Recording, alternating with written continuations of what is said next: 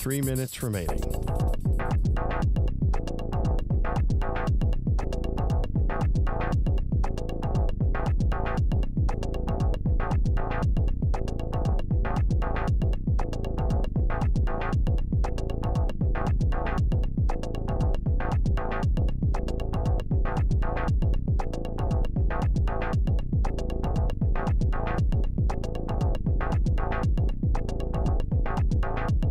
Two minutes, 30 seconds remaining.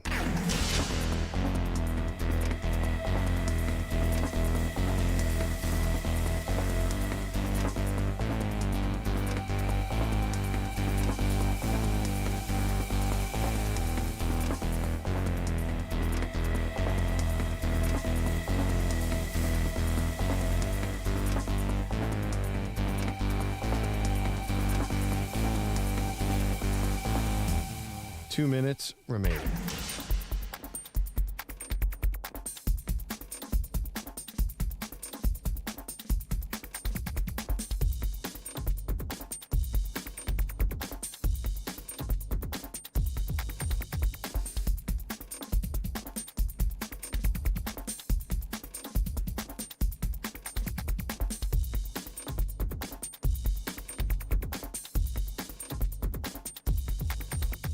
One minute, 30 seconds remaining.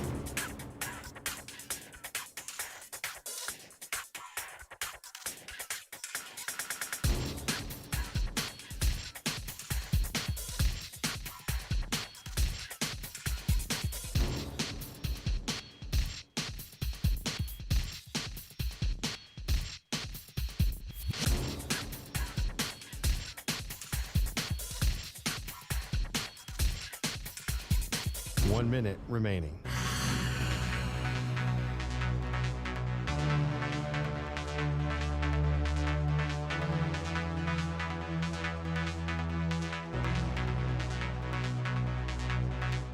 Forty-five seconds remaining.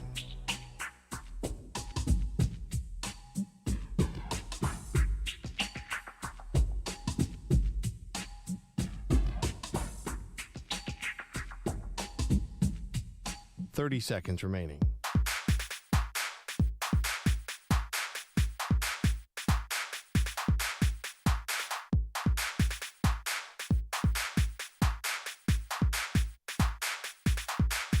Fifteen seconds.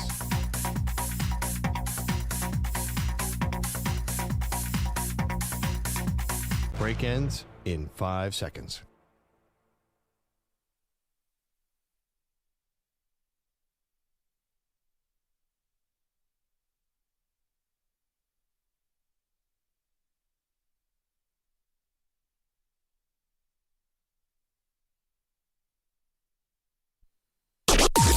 Maggie and Perloff on the Infinity Sports Network.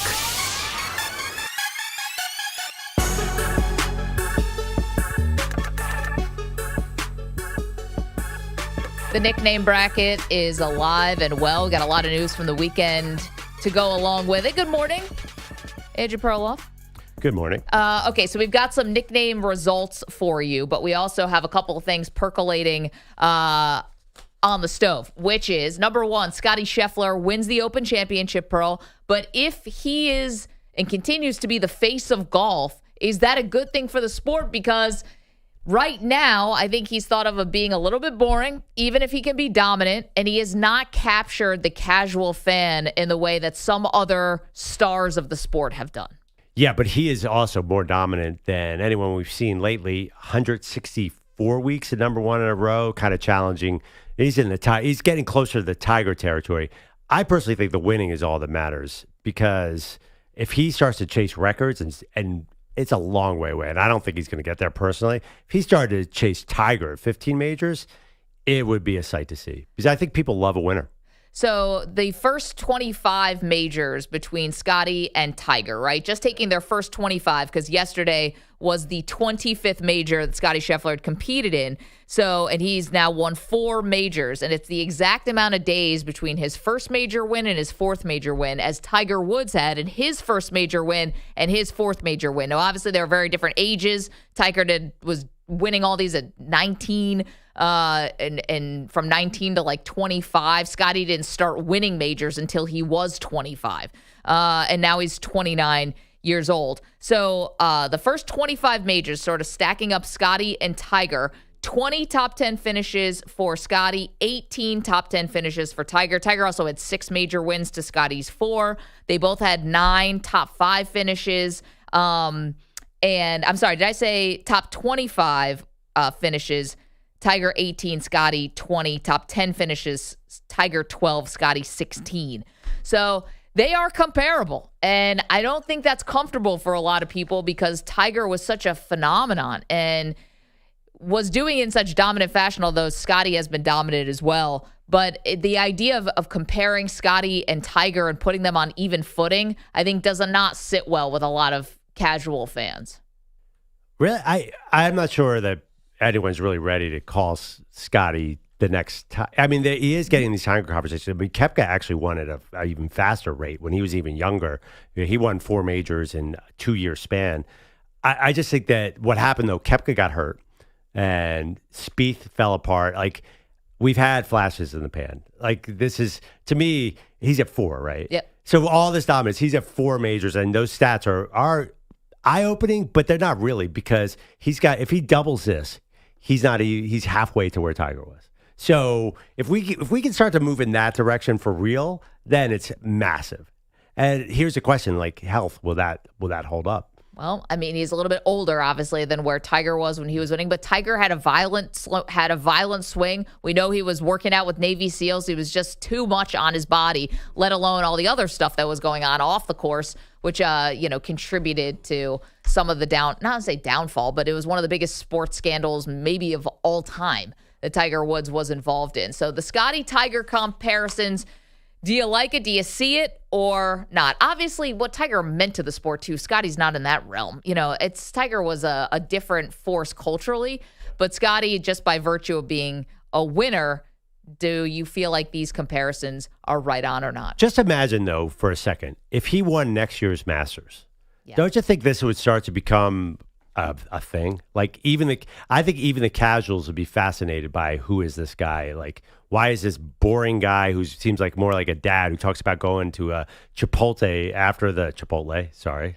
Yeah. That was like his big victory dinner. I think he's going to become a little fascinating because he's odd. Chipotle? I mean, I don't know. I just think that if he won next year's Masters and it became his 5th, like, oh my God, then people will be like, well, it's on. The chase is on. Major, yeah. I don't know. See, the other part about Scottie that we're starting to learn is that he has a pretty, I would say, healthy distance between Chipotle. His how he feels about golf seems very un-Tiger-like in the fact that before the Open Championship, he was openly talking about how golf, he didn't say it's not important to him. That's not it. He said like he's just really not defined by golf. And it kind of sounds like something that a sports psychologist would try to tell somebody. And he seems like he's a living, breathing embodiment of it. I don't think anyone would have even believed that if Tiger Woods had tried to say, listen, I'm more than just a golfer. Golf doesn't fulfill me. It's my family. Tiger might have said that. I don't know if anyone would have ever believed it. Well, yeah, but it did point to, I think it was fascinating because he seemed somewhat depressed when he said that. Like that was... It's like an existential crisis kind of thing. Yeah. That was actually pretty... You're talking about the press conference. That was very interesting, actually. That's the first interesting thing Scheffler's ever said.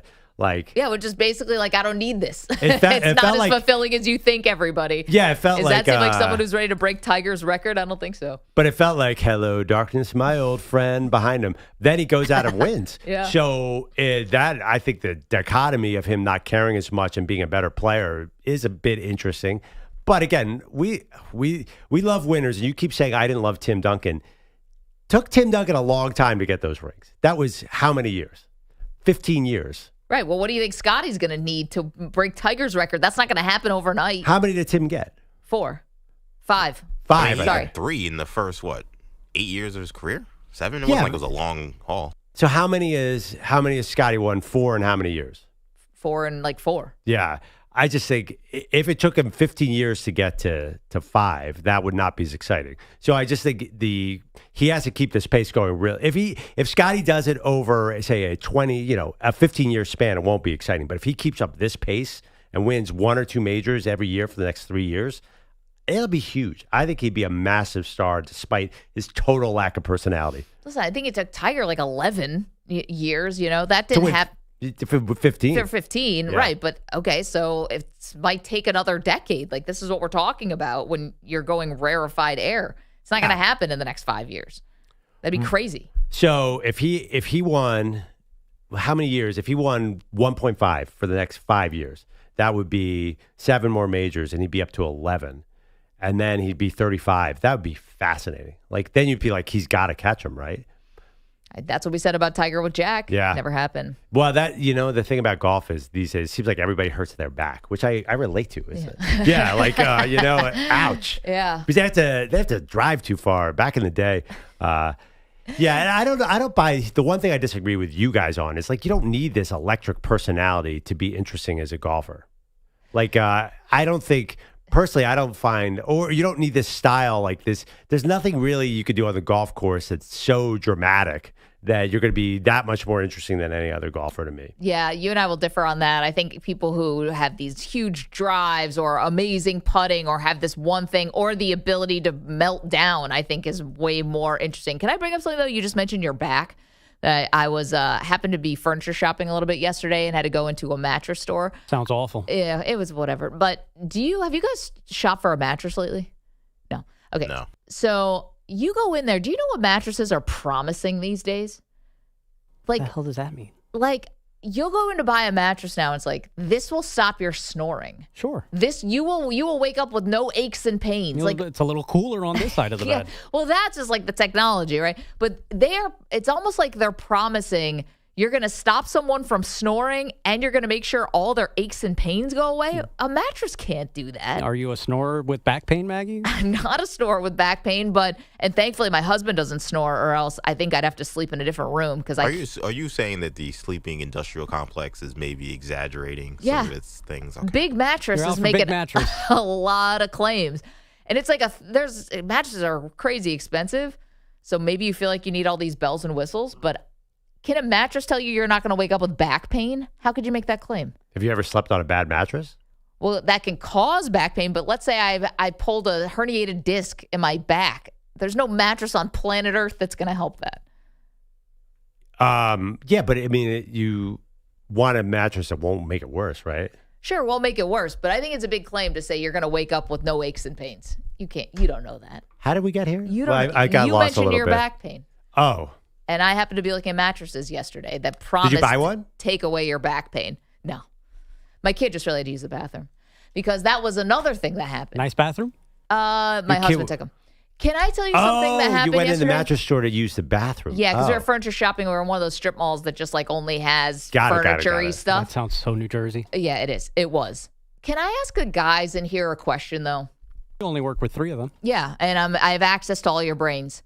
So my kid is 6, and he will sometimes like pee outside. Nice. And sometimes I'll encourage it because like, A, I don't want him to like pee in his pants because that would suck.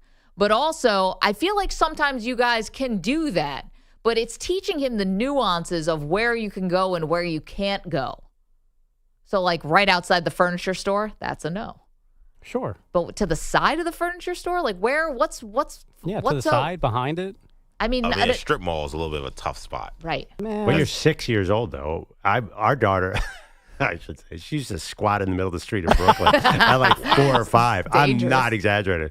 Like, kids go anywhere. What's the difference? Well, that's what I'm saying. But my kid your husband. No, I know. Well, I turned around, right in front of the mattress store, and my kid's got pants around his ankles. He's Nice. got the shirt up, tucked up under his shin. Yeah. At And I'm that like, age, you got to go pants around the ankles. It's no halfway, all the way down. Because if it goes halfway, he's going to get half of it wet. Exactly. And, he's 6 now, so he's not having accidents. So I'm not carrying extra stuff everywhere we go. You definitely should. No, he's good. Mm. But I don't know. I don't know the rules here. I don't know. Have your husband teach him the rules. Why do that's the advice that I give you. Have your husband teach him the rules of how to No, urinate it's fine. outside. He knows how to do it. It's just like, all right, in front of the mattress store, not okay. But then like in a park next to a tree, okay. You live in the forest of Jersey. Yeah. Like take him anywhere. Well, That's like, it. He's right in the middle of the that's my driveway the confusion. other day, facing the street. Nice. Yeah. I would frown on, if you're trying to train, you're at a strip mall. If you go into like a Bed Bath & Beyond, I don't know if those exist anymore. Do not go number 2 on one of the toilets there. That is definitely frowned upon. On or in? In. You can't. No. Why? Well, because they're just on display and they're not connected to anything. That is very bad. That's a good plan. Yeah. I've had that accident before. That's God. actually the final scene in Couples Retreat. Vince Vaughn kid is going to the bathroom. He's got a newspaper out in the on display toilet. But yeah, but first of all, this is not a dad. Like a mom has to, like a 6-year-old kid. What are you talking about? Well, I don't want him just taking a leak right in front of the store. Well, he's got to be doing it with somebody, though, right? You're gonna say, hey, just go over there and just figure it out? No, so I'm like, but then I just go inside the store and he goes and we don't buy anything and then I feel bad. But I'm like, I'm also not going to take him to the side to pee on the side of your store. That also seems bad. You should not feel bad about not. Hold on. anything. Was Yeah, it no. was Give me a break. it was it a small mattress store, like a small business, or was it a corporation? Corporation. Man, pee on the side of the building. But you understand a 6-year-old is viewed differently than a 35-year-old man. Absolutely. I still don't want So him the just rules, taking a leak the rules in front do of not him. apply. Yeah, I like your worry husband's about not who's going to teach. watching, you know, it's just like weird. Your husband's not going to teach him the way of the world in this sense. He's 6 years old. Just do it in the parking lot. Who cares, right? Or do it in your pants. No, Manny, don't do it. That's why in you the need to pants. bring extra clothes, Maggie. I'm not doing that. What's your guys' take on going to Wrigley Field and wearing diapers? You guys down with that kind of thing? Hell yeah, it's baseball. Why does that happen? So you have to go to the bath? there's a million bars around Wrigley and you drink a lot of beer presumably, and it's really hard to get from the bleachers to the bathroom. It takes like 3 innings. That sounds awful. Sounds like the building was built in the 1910s. Don't drink so much beer. Come on. Beer's delicious. How dare Hold on, you, EJ? All right, you're not invited on this next trip to Yeah, Wrigley. get this guy out. I of just here. love We're going to I'm going to Chicago. enjoy 9 innings of baseball, my friends. I just love the fact that Perloff thinks that there's other rules just for Wrigley. I know people do that, or not Perloff. 100%. Anybody thinks there's extra rules, like you don't drink a lot of beer and there's not a lot of bars around every other baseball stadium in America. There's Around nothing Citi like Field. nothing like Wrigleyville. I mean, Wrigley is 100% an exception to every possible rule. There's nothing like Wrigley. That's fine, but like you can drink 10 beers at Wrigley Field just like you can at Comerica Park. It's like No, I don't think so at all. I call it from Chicago because there's no more concentrated set of bars than the right, area but how around much Wrigley. you drink has nothing to do with how many bars are around. It's how many beers do you want to consume. It can be 1 bar there or it could be 100 bars there. You're going to drink however amount of beer you're going to drink. I So think why is there's it more acceptable to wear a diaper one place and not another? I think it's socially acceptable / required to drink a ton of beer to go to Wrigley. Like this is Wrigley Field. This is where Harry Carey came down and I apologize. No. I thought that was part of the Wrigley experience, no? I don't think it's Troughs ever and- acceptable to be wearing a diaper as an adult if you don't need one. I just don't need But- give me the Chicago hot dog with the stupid, pickle on it, and just let me go my way. All right, I don't need to drink 8 beers to enjoy. Well, that's you, but Wrigley other Field. people might need to. Any place you got to go, you got to wear a diaper as an adult. You shouldn't be going. Like, don't go to Times Square for midnight. New Year's Eve. Like, if you're wearing a diaper, the plans are dead. It's No. stupid. I've always wondered about that. Where do people go to the bathroom at Times Square on New Year's Eve? They wear diapers. In their pants. They wear diapers? Yeah. So, I don't know. Bad idea. I think Do it. I get it. If you're my kid, it's just pants around the ankles. If you care Well, about if you're beer that 6. much, then just wait the 3 innings and go to the bathroom. That's Like, the thing. If you take a kid to Wrigley, you're going to miss half the game because I'm telling you, the way to get out of the outfield down to where the bathrooms are, you're missing a ton of baseball. I thought you liked baseball, EJ. No, I do. That's why I don't drink that much beer or soda even. Like, I just went to a movie theater yesterday. I'm not going to just fill up on a bunch of drinks so I can watch this stupid Jurassic Park movie. I'm going to watch the damn movie. Oh, that's the worst. When you're at a movie and you have to go to the bathroom, you have to pick the most boring scene. How do you know when that is? You never know. Don't. You have to anticipate. I had a streak of Marvel movies where I never had to go, and then Doctor Strange: Multiverse of Madness. I don't know what happened, but I absolutely had to go. And of course, I got up at a scene that was very important. Oh, no. And I was like, I don't know why this is happening. This is why you just watch the movies at home. No. That's why you wear diapers to the theater. I love that the adult diaper industry might be seeing some kind of an uptick. Thanks to us. Yeah. Thanks to you. I'm saying just go to the bathroom, damn it. I got to be honest. If I'm a woman and I see an adult male wearing a diaper and they don't have any like medical reason for it, just to drink extra beer, that's a no. Yeah, but I don't think they care. They're having a great time in Wrigleyville. I think you don't go to the Cubs game to meet women. This is why American men are lonely. Too many diapers. Baseball. Baseball, beer, and diapers. I think we need a Maggie Perloff show trip to Wrigley. I don't even drink, and I got into it That's big my time. that's my what's the name? That's my bucket list. One of my main bucket list stadiums. I've never been to Wrigley either. Oh my God. Uh-oh. It is just everything around it is amazing. The neighborhood's amazing. The stadium's amazing. We should go to that famous roof, although I think it's changed a little bit. I'm afraid of heights. Yeah. Let's do it. Just drink a couple beers. Well, you're not wrong.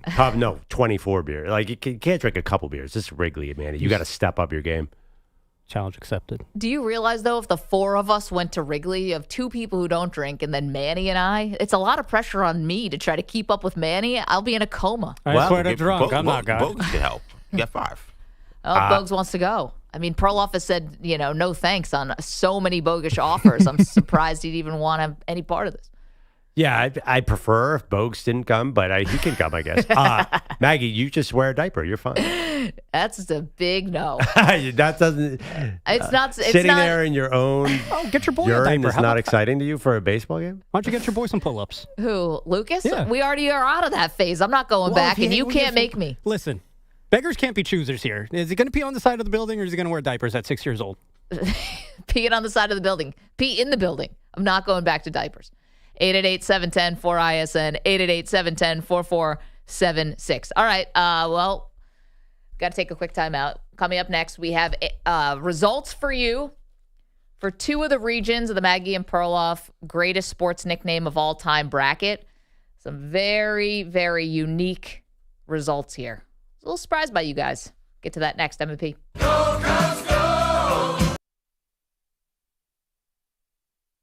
You're in a 5-minute break.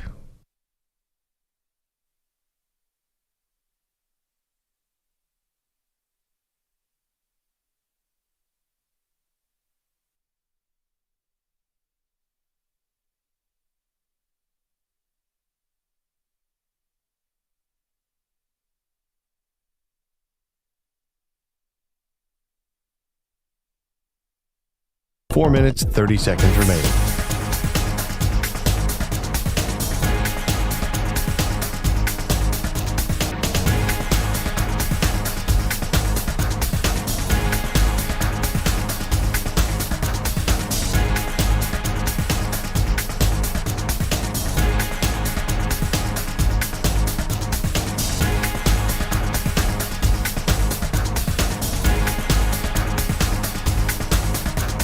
Four minutes remaining.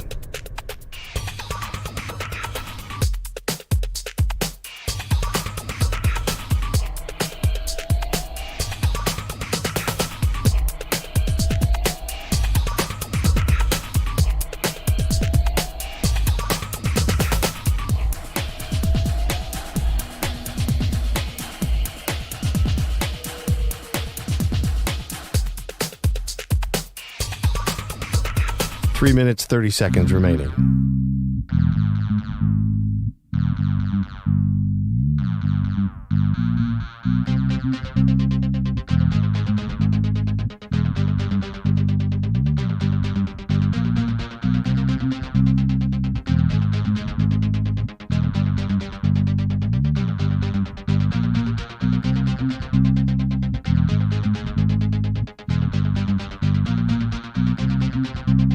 Three minutes remaining.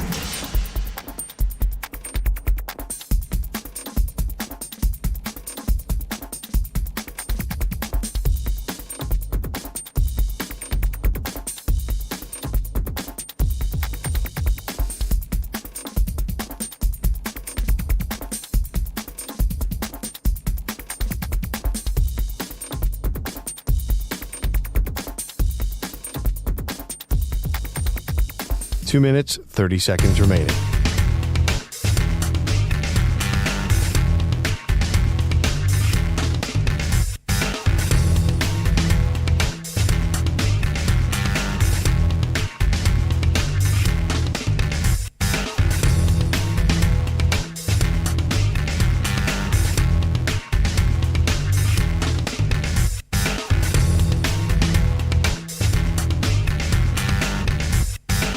Two minutes remaining.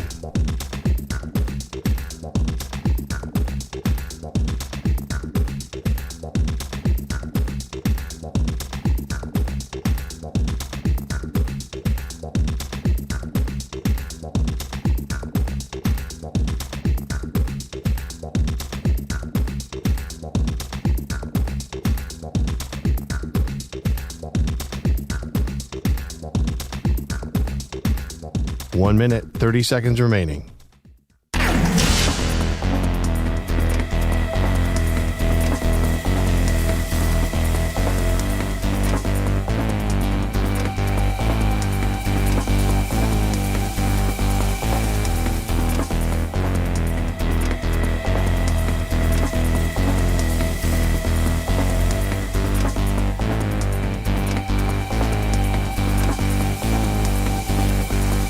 One minute remaining.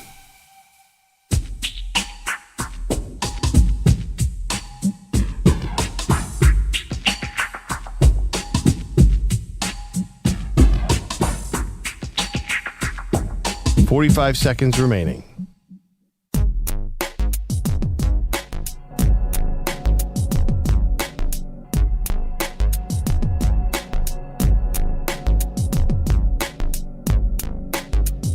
Thirty seconds remaining.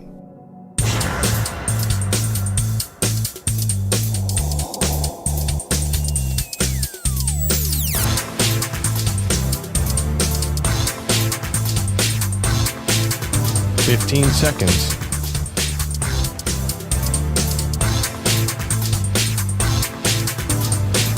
Break ends in 5 seconds.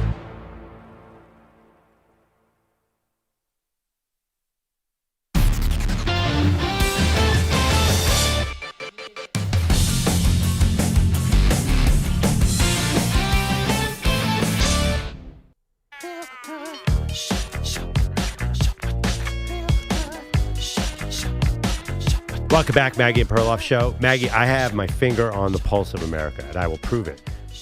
We put up a poll, Maggie and Perloff on X. Will you tune in to see Scottie Scheffler become the face of golf? And I said to EJ as he's walking out of the room, I'll bet you that's 50-50. Guess what the result was? What? 50-50. Okay. Yeah, no, I nailed it. Yeah, I think I'm pretty good at this. Hence, and I always knew, for example, when we were doing Mount Olympus, I was like, oh, this one's going to be 80-20 me. But yeah, I think that was a pretty good call. I mean, who predicts a poll to the exact decimal better than Andrew Perloff? Well, you can still go vote at Maggie and Pearl. The voting's still open on that Scottie Scheffler question.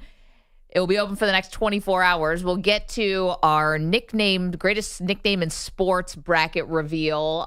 We got some results for you from the first round in a moment. But Jim's in South Carolina wants to talk about Scottie Scheffler versus Tiger Woods through their first 4 major wins, the exact amount of days from when Tiger won his first to his fourth and Scottie winning his first and fourth. What's up, Jim? Hey, good morning. Great show as always, guys. Hey, yeah, I will tune in to watch Scottie, but I truly do not believe that Scottie is going to stay in the game long enough. I think he's going to retire early enough that chasing Tiger isn't even a high priority of him. I don't even think it's on his radar. If you listen to his interview last week and then what he said yesterday after he won the Claret Jug, this is not what drives him. Yeah. He's not driven by the same things Tiger was. And I truly believe at some point Scottie will say, it's done, and I'm going to go to do what really, really feeds me. Which is go play golf. Like every other take retired up tennis. person. No, Jim, you're right. We're grabbing some of those clips from you from last week about this sort of existential dilemma. It seemed like that Scottie Scheffler had, which was about him winning, getting to the mountaintop and saying it's a fleeting moment of feeling good about actually winning a championship. Well, do you remember that other golfer who retired early? It's never happened. It never will happen. It's golf. There's no way. What are you walking away from playing 18? Get out of here. There's no way he's retiring. Nobody's ever retired in that sport. Some guys have gone into TV because they didn't think they were going to win anymore. Or injuries, obviously. Let's hear. Not really. You have a clip of Scottie last week sounding, I don't know, a little depressed. It's fulfilling from the sense of accomplishment, but it's not fulfilling from a sense of like the deepest, places of your heart. There's a lot of people that make it to what they thought was going to fulfill them in life, and then you get there and all of a sudden you get to number one in the world, and then they're like, what's the point? And I really do believe that, because what is the point? You're like, why do I want to win this tournament so bad? That's something that I wrestle with on a daily basis. And what are we all doing here? Just on a spinning rock, hurtling through space rather. So do you think he'll walk away early, as the caller suggested? If anyone would, it may be him. I never thought so until I heard these quotes. But, also deep down, is he really just a killer? And this is kind of like sports psychology psychobabble? I don't know. It's golf. Well, This gets back to our Tiger Woods injury. Yeah. It's still pressure. Just because they're not hitting anything or colliding into anything doesn't mean there's not pressure. It doesn't take its toll. I'd be shocked if he walked away and just retired. That would be one of the most amazing things I've ever seen.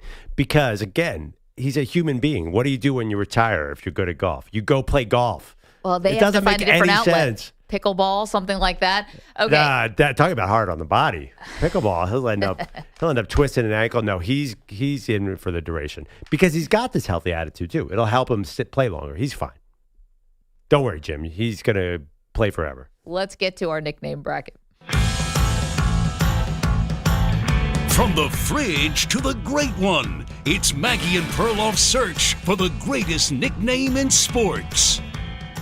Okay, so we are into the second round now. First round voting is all closed, but I wanted to give some results, Pearl, from the Flash and Fun region, which we revealed on Friday. Would you like some results? Definitely. Let's go. A little shocking to me. The number one seed in this region, again, the Flash and Fun region, was Big Papi. David Ortiz took out Ken the Snake Stabler. That was 70% to 30% a walkover. Here's another shocking result. The Fridge, William Perry, of course, 83% of the vote to Johnny Football. We thought Manziel may hold his own here. Only 17% of the vote. The Fridge over Johnny Football. Okay, I thought Johnny Football could make a run, but obviously the second I saw him match against the Fridge is the Fridge. Tough 8-9 matchup. The 12th seed, Beast Mode. Marshawn Lynch moves on, takes out the 5th seed in this region, Ocho Cinco. Only got 39% of the vote. Chicken, cheese, guac, but they forgot my pico de gallo. Marshawn Lynch moves on as a 12 seed. The 4th seed in this region, an easy win. That'd be the Diesel, Shaquille O'Neal. Do it again, Chuck. Takes out the 13 seed, one that was a bit of a sentimental favorite around here. Pillsbury Throwboy. That would be the late Jared Lorenzen. The 6th seed, Dr. J, moves on. Nope. Dr. J moving on. I could do it. The sound. Julius Irving, which is not Dr. J, which doesn't help. The 6th seed, Dr. J, takes out the 11th seed in this Flash and Fun region. That'd be the Big Hurt. And it was not close. 70% to 30%. Craig Thomas? Prime time Deion Sanders. 91% of the vote. He was the 3 seed over the 14 seed Skip to My Lou. So Rafer Alston going home. What about Shallow? Dominique Wilkins, the human highlight film, takes out King James. I Again, want my damn respect, too. You're not getting it here, LeBron. 63% to 37%. And then the 2nd seed in this Flash and Fun region, the Round Mound of Rebound, of course, is Charles Barkley. Sits down the Honey Badger. I hit my parlay! Tyrann Matthews. So again, that's Big Papi, The Fridge, Beast Mode, Diesel, Dr. J, Primetime, Human Highlight Film, and Round Mound of Rebound all moving on. Seeing a trend, 80s and 90s nicknames. More iconic, possibly? You've seen Primetime, Human Highlight Reel, The Fridge, Round Mound of Rebound dominating. I think nicknames were better back then. Isn't that what we're kind of learning here? King James got destroyed? I mean, it's not that clever. Yeah. So that's what's going on with that. We have more matchups to reveal to you coming up later on in the show, and voting open. Bogusch is back from vacation, already mad at us. Didn't mean it, Bogusch. It's just, we said we'd do Perloff said show trip to Wrigley. I said the four of us. Because how many times have you said, I'm not even offering anymore? Shaq wanted to be my dad.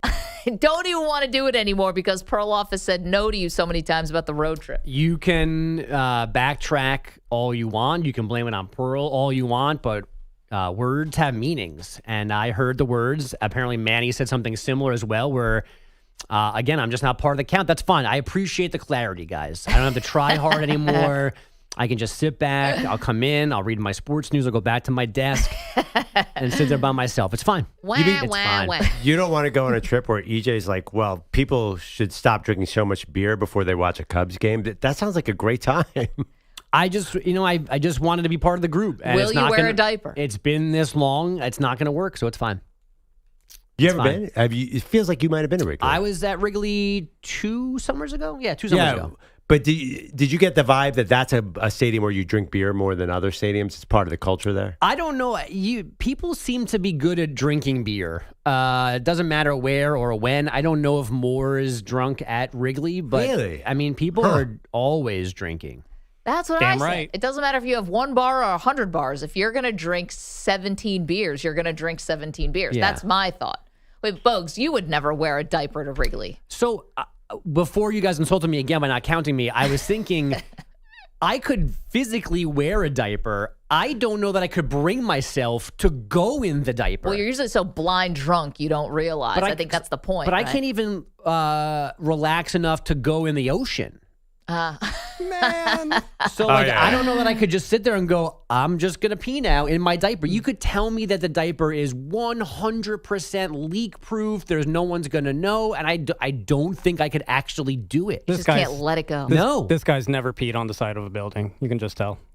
I almost did yesterday driving home from Maryland. We were between rest stops, and I thought I was going to have like a bladder explosion. That's where you got to check the tire, right? On the side of the car? Yeah, lean down over here and check the tire. Yeah, I was checking if there was enough shoulder to pull over to hide. Like, do I go into the bushes? But it was a near catastrophe. But again, if I had a diaper, I don't think I could have gone. I always find it feels so dangerous to pull over on the side of the highway. Definitely. You know? But when you got to go, you got to go. Or it's the old, that ain't Gatorade in that bottle. Oh. Scene from Dumb and Dumber. Every guy's done that, right? I would have traumatized my kids, though. I think that was the hesitation yesterday. I mean, you could, Jake probably. I don't know if you could do that with your daughter in the car. Like, they both had headphones on, like, close your eyes, lay down. I don't know. I don't know. Relieving yourself into a bottle while you're driving sounds rather difficult. I wasn't driving at this point yesterday. You've never done that? Like, got caught in a traffic jam and never... No. Okay. No, I haven't. I mean, like when I was, I used to pee in bottles, but I was 4 years old going on a trip to Florida in the back seat. Wait, but hold on. This is what I always don't understand. And they did this in Dumb and Dumber with how do you know one bottle's going to be enough to hold all the liquid? Right. Well, and then all of a sudden you're getting to the top and it's like, now it's all over the car. You got to pull the brakes, the emergency brake. Oh, there's such a thing? Yes. Yeah, you can stop it. I mean, a Gatorade bottle, you should be fine. A small bottle? Wait, hold on. 12 ounce? You're asking this question. You blew chunks into that Yeti of yours. Yeah. How did you know that was going to be enough to hold it? I was desperate. I was driving home with a stomach bug, puking in my thing. That you're still drinking out of. No, it's a new one. Oh, thank God. But you did. No, you still bring that Navy one around, don't you? No, you're right. Yeah, that one. That's the one right there. That's the one that's seen better days. That mug. I washed New poll question. What's nastier, puking in the Yeti or then reusing the puke Yeti? I put it in the dishwasher. It's sanitized. You could put it in all the dishwashers. You could have acid washed that. I wouldn't use it again. Run it through a car washer wouldn't have. Yes. Yeah. Yes, I'll get you a new with one. the puke inside of it. It's my own puke, and I put it through the dishwasher. It's my own pee as well. I'm not going to, use a cup after I just urinated in it. Sanitized it? No. Nah, just get a new one. $35 at your local hardware store, I might even get a new car if I were I might have not told us the story. By the way, I was that bad that day. Can I top your vomit story? Something happened to us this weekend. Go ahead. I ran out. It was raining. We were at the Philadelphia Art Museum. Visited my parents this weekend, and it was raining. So my wife told me to run out of the car. Then I got an emergency call. Someone just threw up all over me. She was standing at the door, and a guy walked up and yacked on her dress. Yeah, that's my worst nightmare. A stranger? Philadelphia, you animals. A stranger. He just happened to get sick right next to her, all over her, and all her shoes. Oh, my goodness. Whenever I heard people talk about getting thrown up on by a homeless person, that is like my worst nightmare. This guy was a normal person. He was not. Yeah, even if a normal person is also terrible. But like, I Was guess he it going to happens. Wrigley? Was he hammered already? No, it was 11:30 a.m. on a Sunday. Really? And he was Sounds looking at art. hungover. Did anybody punch him in the face afterwards? No, everyone was worried about him. Like, is this guy dying? What is going on I here? would have given him that 1-2 and a biscuit. Are you kidding me? Wait, You're so gonna what did puke all Sarah over? do? She doesn't She have sprinted extra to the bathroom clothes. and washed it off immediately. Yes, she has She has we extra were clothes on visiting, like Maggie. We're visiting Philadelphia. I had to get her dress out of the back, and somehow she changed in the car. But she did keep the puke dress. She's going to clean it and wear it again, guys. Yeah, You but wasteful that wasn't even loser. her own. Like, you had a good point. Like, that was your own vomit. I can understand keeping that cup. No. The difference is the dress is going to be clothing. Right. You're drinking where the vomit lives. Right. And I cleaned it No. in the dishwasher. No. That's still gross. It's still gross. So this whole time, if you guys think about this, like a lot, like, wow, she's drinking out of that puke Dog, cup I thought again. about it the day you came back and you told us a story. Yeah. And Trying to I forget haven't it. thought of you the same since. Well, You're that's all laughing. right. I'm kind of serious. I mean, well, then you're going to look at me different. I'm a human being. I'm a person who's Yeah. drinking out of a puke I cup. can't believe I wanted to hang out with you guys at one point. That's your bad, folks. Got some headlines for us? The NFLPA is as together as we are. Former player J.C. Treader has now resigned as Oh, don't take a sip out of that. You think I can get through the show without coffee? J.C. tastes Treader like puke. resigning as the union's chief strategy officer, and he removes his name from consideration to be the interim executive director.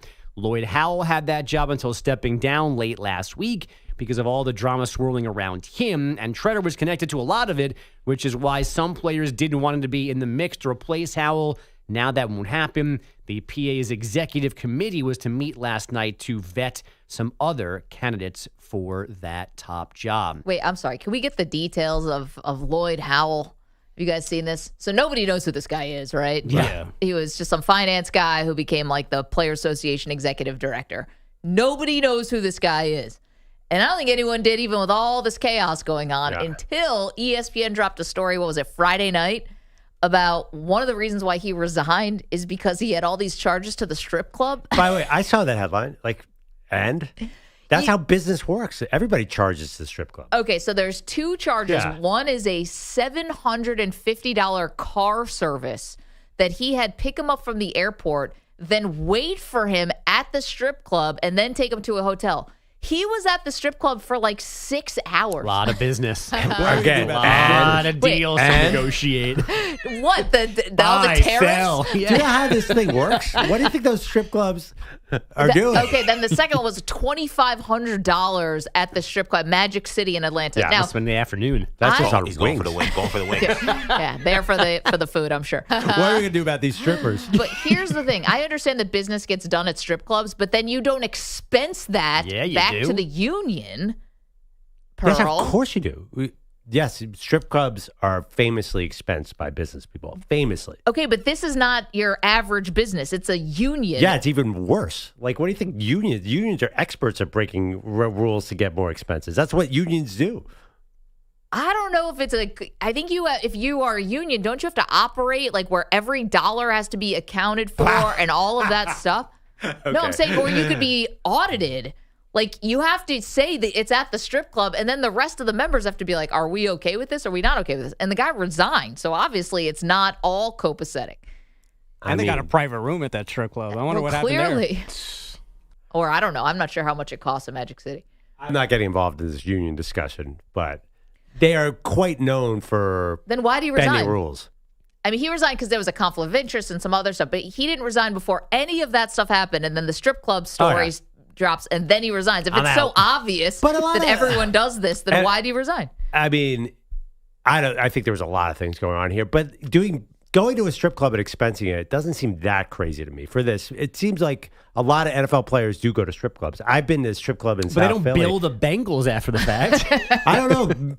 I went to this one Delilah's in Philadelphia. Yeah, There were go a bunch of Eagles there every night. They're always there. That's fine. That's Go fine. to the With strip club, players, but though. you're not asking Howie Roseman to pick up the tab. What you do? Right, they're players, so the Players Association, it made some sense. I know it's not ideal, but it's not so crazy. So you is think it? he was having, instead of going to like training camp and to like locker room, he was taking the guys to the strip club to talk about union issues? Well, I mean, it's like the same as going to dinner. Like a business dinner. Yeah. So, but I think Matt. No, it's a stretch. I know what you're saying, but it's not so radical. Like if you worked for Citibank or something, you would take a client to strip joint. Yes, but my guess would be that they would know the creative way to log it, that it didn't say Naked City. And Lloyd Howell didn't do that. Naked City, Magic USA. City. Lloyd Howell it's a poor accounting technique. I think so. Actually, I think he Yeah, got you could be dimed right. out because if somebody looked and saw the $700 car charge and actually looked up, he didn't put the name of it. He just put the address. And they Googled the address, and it Right, turned out yeah. it was like, And no matter what, like there's also like limits. There's caps. Like even here, like you can cover $50 for dinner, but not $75. So he's putting in $750 for a limo, and he only has like a $250 allotment. Like that's a problem there too. no, the fact he was going to the ATM and getting money out and expensing that too, all that stuff. And by the Yeah. way, dude, just get a second car. Why are you making somebody wait for you? You know you're not going to be there for 10 minutes. I Like think- let the first guy leave. Get your Yeah. second Uber when you go home later on. You get fired. But this is how big business works, and this is big business. There's millions of dollars on the line for NFLPA. Right, but until you're doing other stuff, they're wondering whether you're in cahoots with the league, and then Yeah. like, oh, That part- BTW, here is the stuff that we actually can fire you for. if he is had, the expenses. Right. If he had not been and sort of had this backdoor deal with the league, then Right. could he have gotten away with the strip joint? Okay, Definitely. I think probably. And the other part, we're not naive to know that, guys from Wall Street or wherever We you like are. boobs. We get it. We Go, know. go to the strip club and put the corporate card down. Yeah. That's true. But that's why I think the union stuff is different, especially this union, because they're like famous. He's not famous, but the NFLPA, I think people care more about NFL players than they do Brad from, Yeah. No, from you're right. Deutsche Bank. Like they just don't Calling care. all boobs. Yeah, all of them Yeah. to Lloyd Howell's room. What you, And they all showed up apparently, and they all got tipped very well. Perloff, what you doing at Delilah's? I've been to strip meeting. joints. A meeting with Negotiating the honesty. They actually, I wish there was footage. If you want to see an I got awkward these conversation, coins. you want to see an awkward conversation, an Andrew Perloff who's not about to tip at 23 years old talking to a stripper. Stone cold sober. No, I back then I wasn't Maybe sober, not. but yeah, like I have no money and like we're not really gonna do this, are we? Like there's nothing. Like We're not certain going to guys, do this. Why are you there if you're not doing this? because there's this conversation you have to go through. Small talk? You guys know, That's right? not optional? I've never been to a strip club. I don't know. You can't just be like, I don't. It's kind of like when you Watched.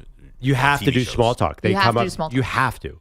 You've been to a strip club, right? but never gotten. Like, And nobody I've never, came up and talked to you? No. I went to the strip club in GTA 5. Does that count? That'd You've be never Grand been to- Theft Manny, you've never been to a Auto strip video club? game. I have been to the strip club. Of course, yes. man. And you know about the small talk. Yeah, You know, I'm she's paying for grad school or something. Yeah. What do you want to be? She wants to I be think a Manny's veterinarian. I wanna be currently a putting dentist. Yeah. 4 women through Yeah. dental hygienist school as we Relax. speak. It's 2 of them. My college friends and I were asked if we could drive a girl back to New York with us the Oh, next yeah? morning. Yeah, no thanks. Oh, It's a hard pass. come. Yeah, it would've That's been- more than just small talk. That you're getting She into asked for a ride. backstories. You're Uber now. Yeah, we were in Atlantic And how City. was the ride with said stripper? we assumed like one of us would lose a kidney along the way, so we declined. All right, we got to take a quick break. Thank you, Bogues. You're welcome on any road trip anytime. You don't mean that. It's fine. We have a question for you about one training camp that is open and one player making some very, very big declarations next. Her barely covered upper chest area. Mm-hmm. You're in a 5-minute break.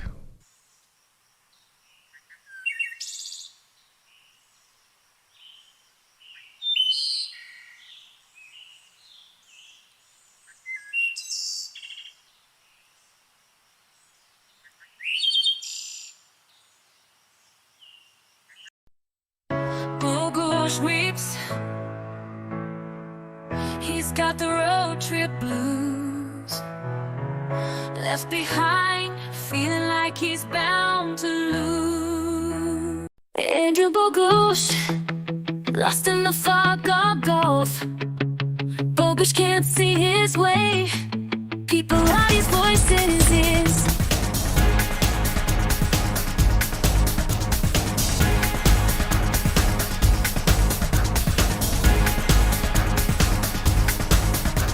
Four minutes remaining.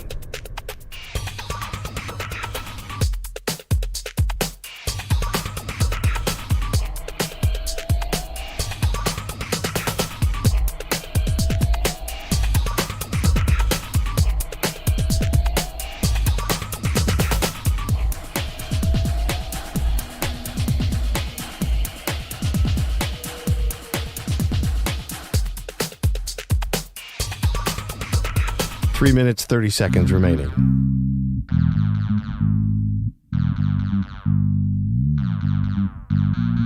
Bogusch weeps. He's got the road trip blues. Left behind, feeling like he's bound to lose. Perloff's off to San Antonio. Can't believe his eyes. But Bogusch stuck at home. His heartache amplifies. Betting against Wembanyama, Perloff took the fall. But it's Bogusch left behind, feeling 10 feet tall. A loser in his own right, can't catch a break. Road trip dreams shattered, for goodness sake. For goodness sake.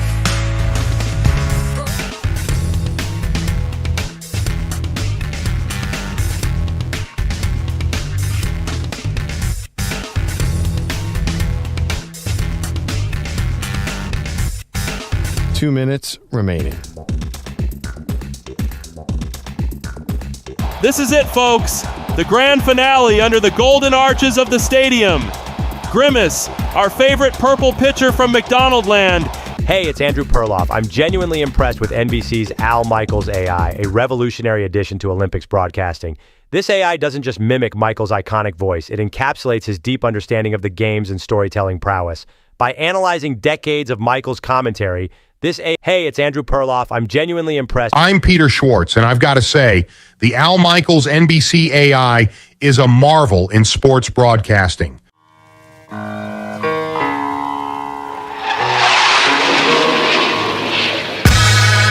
Allow me to reintroduce myself.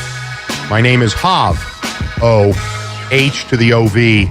I used to move snowflakes by the O-Z. I guess even back then you can call me CEO of the ROC. Hovey, fresh out the frying pan into the fire. I be the music biz #1 supplier flyer than a piece of paper bearing my name.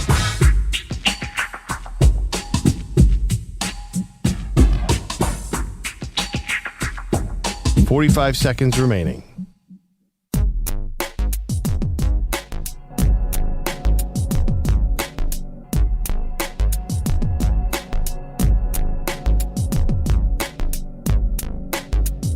$30 seconds remaining.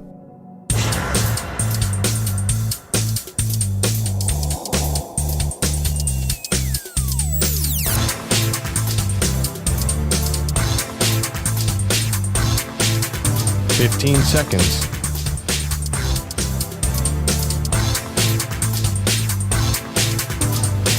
Break ends in 5 seconds.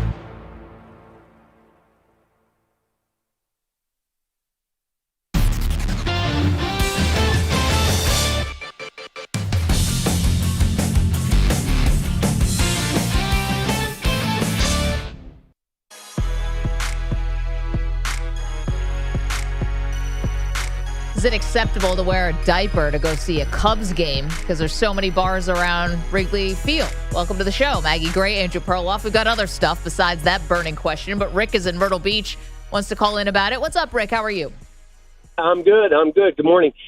Yep, I grew up in Chicago. But first thing about Scottie, I think a lot of the diehard golf fans love the fact that Tiger was feared and so was Scottie. Sundays, Tiger's wearing the red. I think they're comparable, if you ask me. But that was just my quick 2 cents. Yeah. But no, I grew up in Chicago, and the way the rooftops work, or at least up until when Ricketts bought the Cubs, he changed the sign. He put up a new billboard, and it blocked a couple of the buildings. Got it. So, and there's like 5 or 6, I've forgotten now. But the way it works, the way it used to work was one of them you spend, it's say $200 for a ticket, and that's all you can eat: hot dogs, hamburgers, and draft beer. Now the better one is a step up, where it's all you can eat ribs and Italian beef and house liquor. And then there's the next one up is steak, top shelf, and then all of them include parking. So that's kind of, and no so matter that's what, the way to do it. And you don't need to wear a diaper because presumably the bathroom lines are not nearly what they are at the stadium. Exactly, because each one of them only holds about 30 to 50 people tops. Yeah, got it. It seems like a big bachelor party type of thing, right? It's a great time. Hey, you all have a good day. Fun. Thank you. Thanks. You too, Rick. Enjoy it. All right, so if we go there as a show, it feels like the rooftop is really the best option. Yeah, I like it the old school where it used to not be corporate. You know what I mean? It used to be just regular fans. When did they start doing that? You know what I mean? Like that used to just be people on those rooftops. They didn't have like a whole system. Now it's really, an economy now. Really, really expensive. Do you agree also with Rick that there's a fear of Scottie that amongst other golfers that rivals Tiger? I heard some people. I think some golfers saying like, "Oh man, like Scottie's got the lead. We're dead." That's pretty cool. Yeah. Does that mean that he is capturing the imagination of the sports fan though, and of the casual golfer? I think you got to project forward. What if he keeps doing this? We talk about this a lot for the NBA, for example. SGA was amazing this year, but you got to see him in the finals 2 or 3 times till the casual fans get him. If he wins next year's Masters, there's going to be a lot of energy around that. Can you just picture that? That would be amazing. Well, yeah, but would it still be any more evidence that he's going to actually chase down Tiger, or that he's just going to fall back to the middle of the pack like a lot of guys who got off to really great starts have done in their career? But getting a 5th would be more than any of those other guys have done. What, Spieth, Koepka, guys like that? I think Koepka eventually came back and won a 5th. But to do a 5th in this short a time would be ahead of the pace. Of Rory and Spieth. Yeah, and also, too, there seems to be something about this guy mentally which is fascinating. He seems to be closer to Tiger than those other guys. I don't know. He says that golf is not fulfilling in the deepest parts of his soul. Yeah, but there's something cool about that. 888-710-4ISN, 888-710-4476. Like, I could take it or leave it. Coming up, who's under more pressure to win it all? We'll ask you.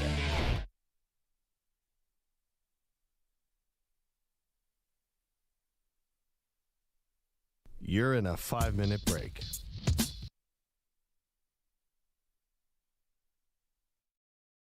No one can do it better.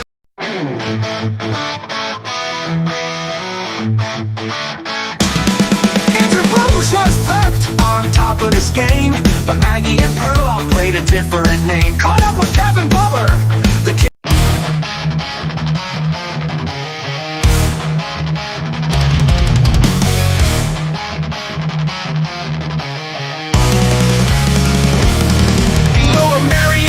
Where the court shine bright. Andrew Perloff's got game day and night.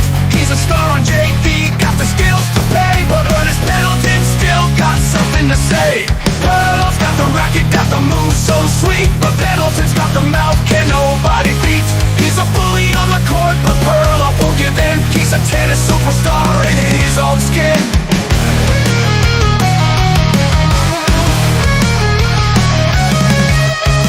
Serves it up with a twirl and a spin.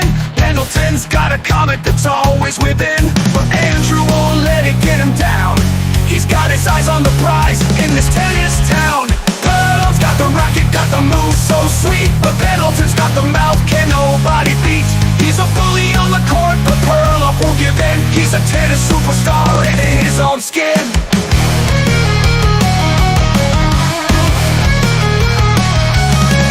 But wait, was this a sudden change of pace? We're not talking tennis, we're talking workplace. Peter Pilates MIA didn't show up today. His boss is on the phone, where's Peter, what's to say?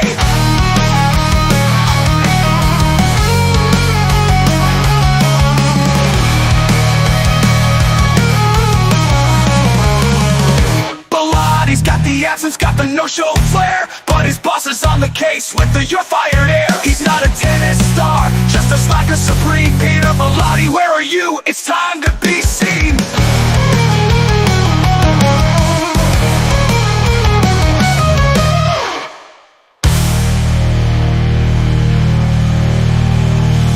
In for Manny Shredness. Yeah, with your whole yes, big friendly. Yes. I love your poems and would love to go on a date with you. I love your poems and would love to go on a date with you. Yes, big friendly. Yes. I love your poems and would love to go on a date with you. In for Manny. Well, Manny strolls in with a grin on his face. Yankee pinstripes all over the place. There's a roof. You're good. Oh, Globe Lights. Maggie, you didn't tell me there's a roof.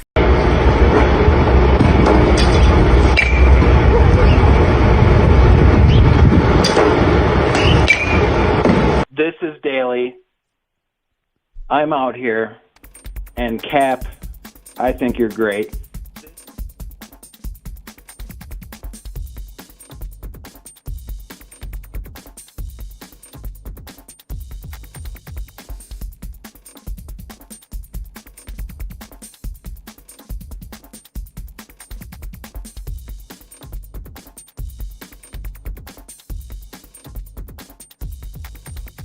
One minute, 30 seconds remaining.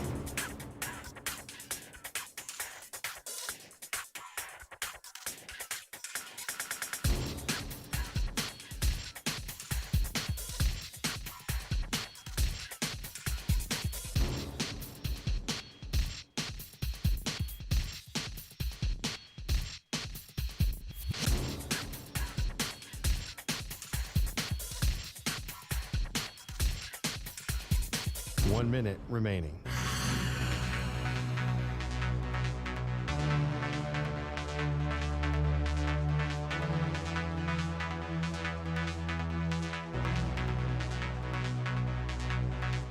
Forty-five seconds remaining.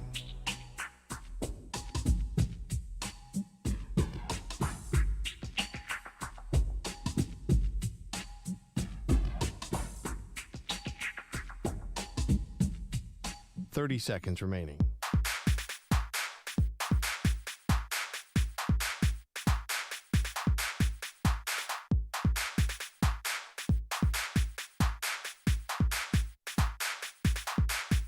Fifteen seconds.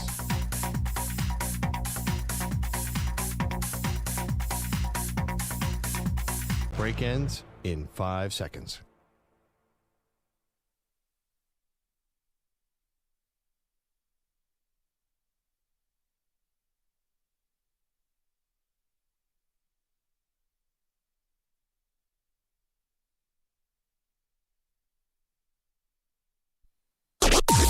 Maggie and Perloff on the Infinity Sports Network.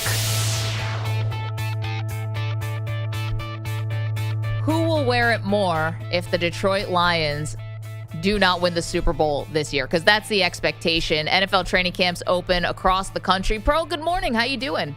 Good. It's so funny. Something weird is happening on the show. What's that? You're starting off every hour with "Good morning, how you doing?" and you never have done that before in the past. I want to see how you're doing. No, you don't. What is it? Is there something? Does anyone else notice that? It is really putting me off. What do you mean? How am I doing? Like, I'm fine. I don't know. What do you want? An in-depth report? Like, how do I answer that? Nothing has changed in the last 2 hours, Mags. Well, we are constantly welcoming in new audiences. I'm doing great, new audience. And just in case you were worried, I'm all good. Just being courteous. You know, they say good morning all I the time on all these morning back? shows. Yes.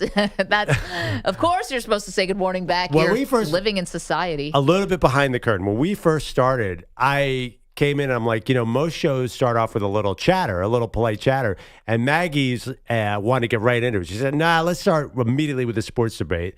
And now we're back to chatter. I need a memo on these things. Good morning, Maggie. Thank you. Good morning, everybody. I asked who's going to wear it more if the Detroit Lions do not win the Super Bowl. That's the first thing I said. Then I went to a courteous, hi, how are you? And now I'm back to Dan Campbell and Jared Goff. Okay, real quick, though. How you doing? Well, I'm really losing it. No, I'm fine. Yeah, exactly. Okay. I'm having a crisis, and I wish somebody cared. No, I'm doing great. It was just a courteous thing because we're always welcoming in new audiences across the country. Can I just, all right, let's get back to this Lions topic for a second. I feel like I'm being critical now. You said if they don't win a Super Bowl. Yeah. That's what we're talking about here? For the Lions, the Detroit Lions, who haven't won a title since 1957, you're going to put it on Dan Campbell if he can't win the Super Bowl this year? We're going to bite a kneecap off. Well, I'm asking you who's going to wear it more, Dan Campbell or Jared Goff? Because if you're asking me whether or not the expectation for the Detroit Lions is Super Bowl or not, I don't care what happened in all of those bad years and disappointing and embarrassing years, because that's not today's Detroit Lions, Pearl. Right, but I think the Lions took a step back, and I think they're viewed that way. They lost both coordinators. Everybody's coming off a massive injury. I don't think that you can put them in that conversation. So honestly, I don't know about Jared Goff, but Dan Campbell's not going to wear it if they don't win the Super Bowl. That's why I think we big time disagree on this. I think he's very, very popular. He's turned around this franchise. He has a lot of rope left here. Like, if they don't win, maybe some fans would be disappointed, but Dan Campbell is the greatest thing to ever happen in this franchise. Yeah, I think Dan Campbell is going to wear it even more than Goff, who's getting paid a lot and who's obviously the franchise quarterback now, an unlikely franchise quarterback the day that Goff-Matthew Stafford trade was made. But no, Dan Campbell's definitely going to wear it because you mentioned they lost both coordinators, and specifically, and honestly on both sides, but I would say specifically on the offensive side, Ben Johnson always got all the credit for the creative, innovative stuff, and Dan Campbell always got all the blame when their fourth down stuff didn't work. Or got a lot of it, a lot more than I saw Jared Goff get. And so without Ben Johnson there to even take credit, lose credit, Dan Campbell's the one who's going to wear this if things go poorly, because I think that it'd be a culmination of losing in the NFC Championship game to the 49ers 2 years ago, losing to Jaden Daniels, a rookie, last year at home when you had the number one seed, even though they were injured. I get that the defense was a sieve because they were pulling guys off the street. But I don't think that the fan base is going to say, oh, Jared Goff is, he's the one who has to get run out of town. First, I don't know if anyone's getting run out of town. I think it would be less likely to stick with Goff and more likely to stick with Campbell, because fans will say, you're not adjusting. You're not adjusting to losing two coordinators and maybe having to play a different style to actually win these biggest games. And fans will always, I think, get on coaches, and specifically Campbell, if he doesn't show that he's adjusted. Okay. First of all, Campbell's, I think, an offensive guy, and the collapse was on defense. And I know he's a head coach, so that shouldn't matter. But I think Goff was a big part of that loss to the Commanders. The Lions looked great. Then he fumbled in the red zone.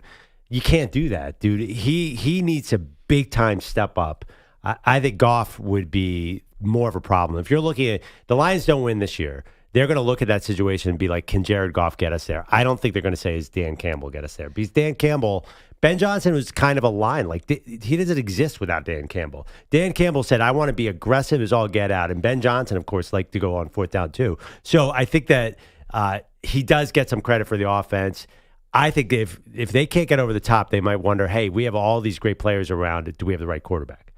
Well, they just decided to pay Jared Goff, so they extended him already. I don't know how easily. Well, that was last offseason, right? Right, but how easily I bet that extension doesn't kick in until this season. How easily can you even move off from someone like him? And, I don't think that the fans are doing this ironically. I think they're doing it because they really love him. The chance for Jared Goff, it rings out throughout every single Lions game, at the draft when it was in Detroit 2 years ago. You're just getting the Jared Goff love. And I know there's a lot of Campbell love, but it's so much easier to second guess the decisions of head coaches than it is to just blame a guy for throwing a pick, because the receiver could have an issue, could be part of that interception. All of this stuff, it's a little, you want to blame Mark Andrews for dropping balls and things like that last year. That was kind of like very egregious. But for the most part, I think the head coach will wear it more than the players, especially Campbell, because of how aggressive he is. And, for a player to want to go for it on fourth down, of course, the coach is supposed to be there to keep the players from, getting over their skis. And Campbell gets wrapped up in it. So I think he would get more criticism. But maybe put a poll question up. Well, I mean, I think I think Campbell's one of the 5 to 10 safest coaches in the league. Like, he's going to get a lot of opportunity here. I mean, he has turned the Detroit Lions into one of the best teams in the league. That's not a small statement. That's huge. And he's just so beloved on that team. He's the ultimate players coach. He's just had so much success. I mean, for example, if you can win 13 or 14 games, even if you don't win in the postseason, that buys you a ton of time. Marty Schottenheimer eventually got fired with the Chargers, probably a mistake, but that was after a long, long time. Like, Dan Campbell has many, many years to try and figure this out. I think if Goff can't do it in the next 1 or 2 years, then they're going to maybe look at another quarterback, because their run game is the key to their whole thing. Like, Goff's good, but I think the fact that Ben Johnson had all these creative run plays and they had Montgomery and Gibbs coming at you at 1,000 miles an hour was the big difference for this team. So it's not even like, I think it's going to be Goff who will be the first one out of there. Campbell's not going anywhere. If they'll be lucky to have him for the next 10 years, I'm telling you, he is the man there. Who is under more pressure to win it all for Detroit? Is it Jared Goff or is it Dan Campbell? EJ, if you don't mind throwing up that poll, it's going to be a poll-heavy day because we've got nicknames to get That's a bit of a deceiving question, though. Who's under more pressure to win? To win it all. Yeah, but I think if the Lions don't win it all, who's gone first, Goff or Campbell? Is that it? Or is that not fair? I don't think anyone's gone. I think there are going to be degrees of this. And because, this is not the same as the New York Giants or something where it's been atrocious and people have to get fired because it's embarrassing. That's not what this is. This is a different type of pressure. It's because you've been close and knocking on the door and you've disappointed. So I who's think going to wear it, I think, is maybe the better question. I think they'll move off Goff if they don't think he can take them over the top. I think they move off Goff way before Campbell. Sorry, go ahead. Okay, let's get to our nicknames. Legends aren't born, they're nicknamed. It's Maggie and Perloff's search for the greatest nickname in sports. All right, guys, we're through the first round, so let's get you some second-round matchups now for 2 different regions that we're going to reveal now, and then you can go vote at Maggie and Pearl on X as we try to determine the greatest sports nickname of all time. Let's start with the Hoops and Handles region, which is into the second round. It's the number 1 seed, Air Jordan. Yo, this is Mars Blackman, and this is my main man, Michael Jordan. And this is a pair of tight Air Jordans from Nike. This is something you can buy. And this is a patented, vicious, high-flying, 360 slam dunk. This is something you cannot do. Let me repeat myself. This you can buy. You cannot do this. Can.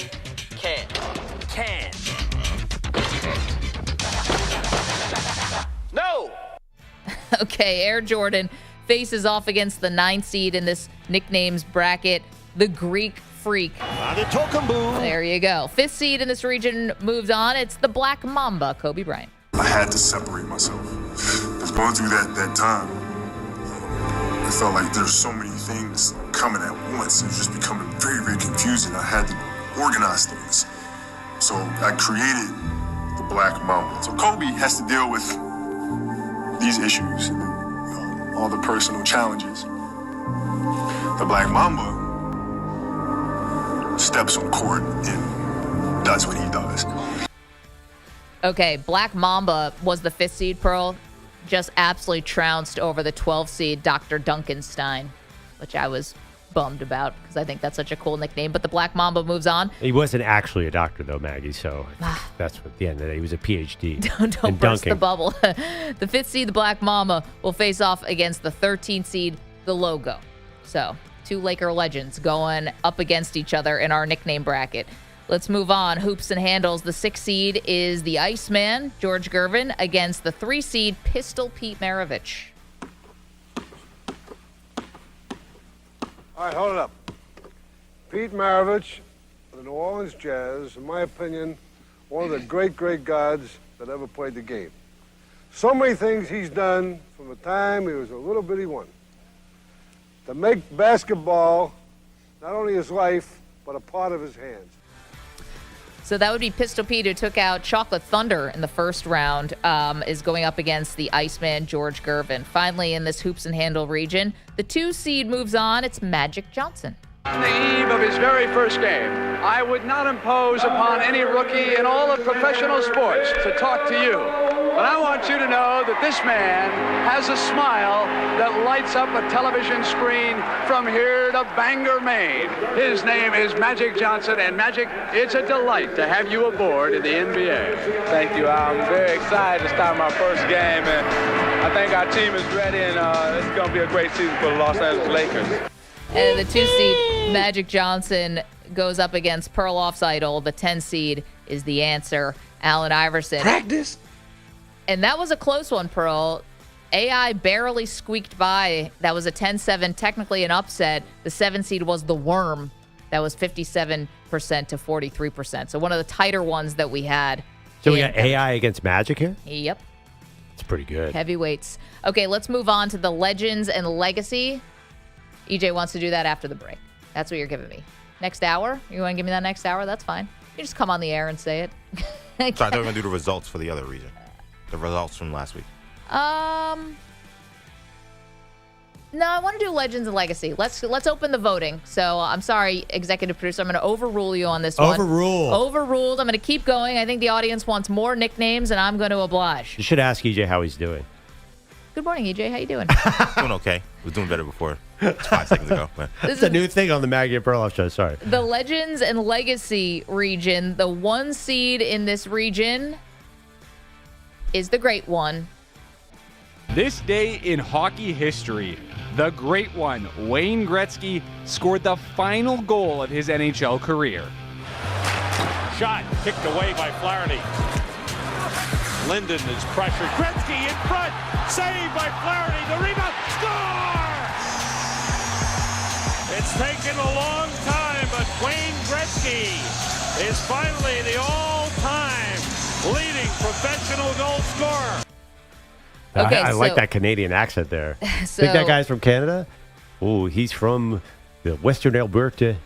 That's my Canadian accent. Wait, the person who did the play-by-play? No, the intro to that was one of the most Canadian sentences I've ever heard in my life. I was going to say, the play-by-play was Sam Rosen, who's definitely not Canadian. Okay, the 1 seed, that's the Great One, Wayne Gretzky, faces off against the 8 seed in the Legends and Legacy region. That would be the Golden Boy, Oscar De La Hoya.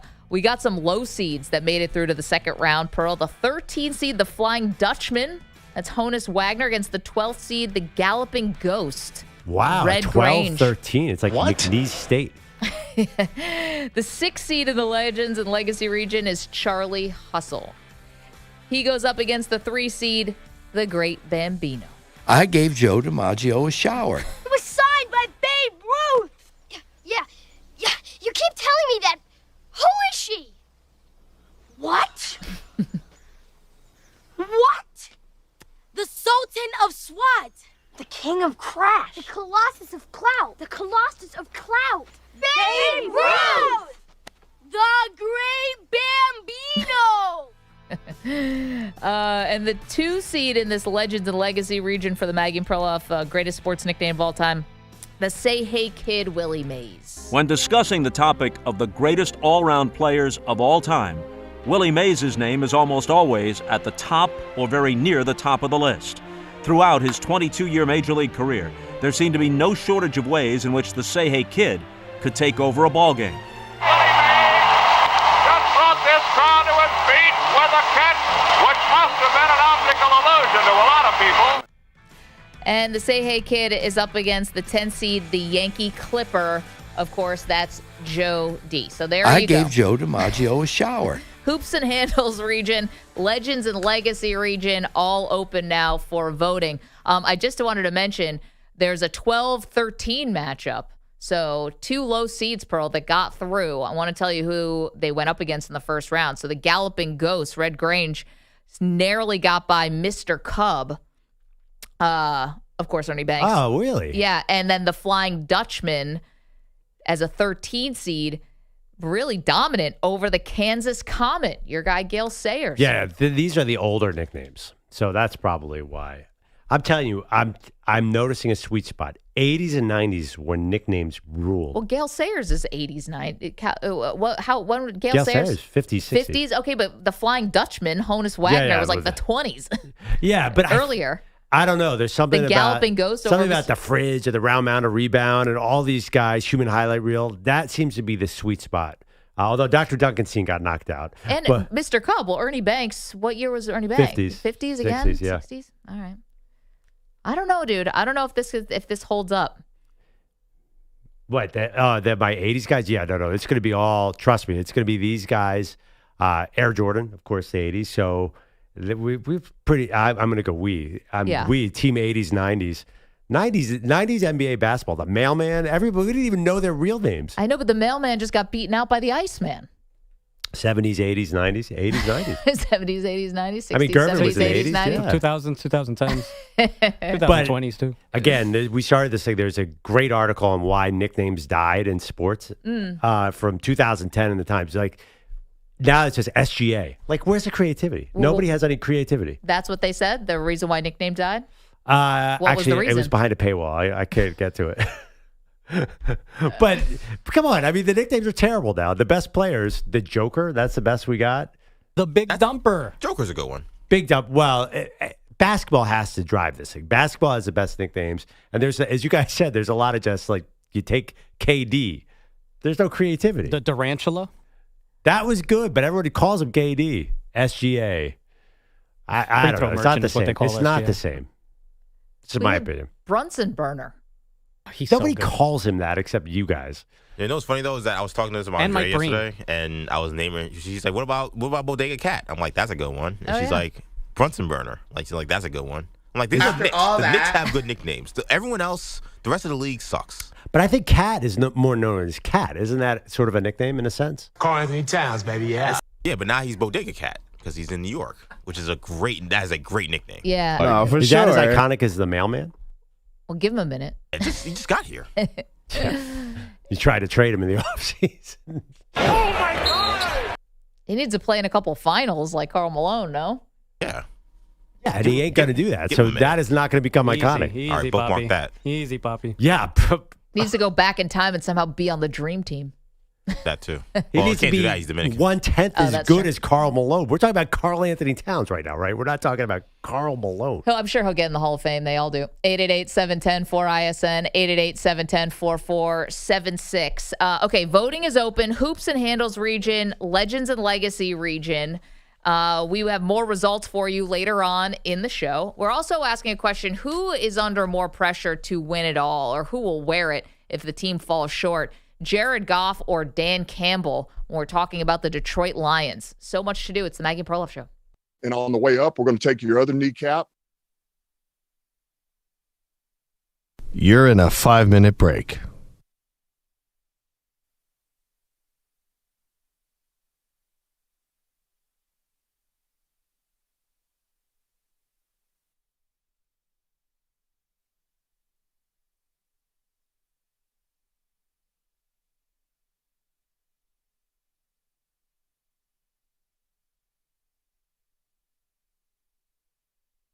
Four minutes, 30 seconds remaining.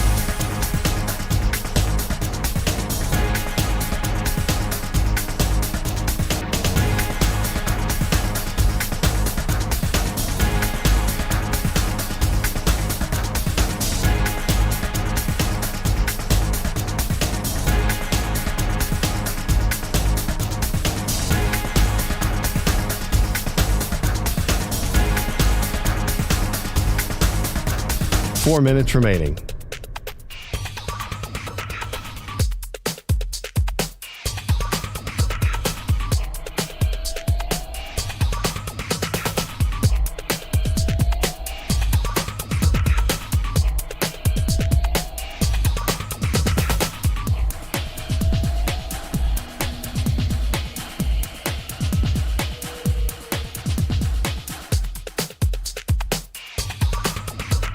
Three minutes, 30 seconds remaining.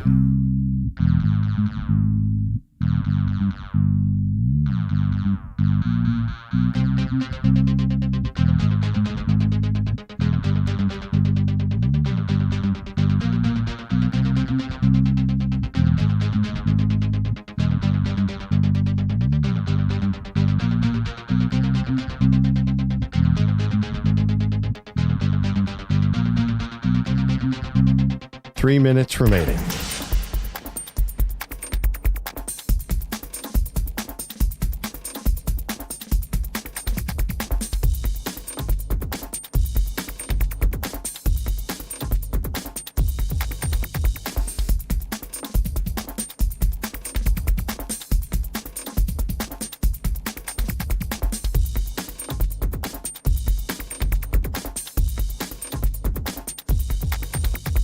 Two minutes, 30 seconds remaining.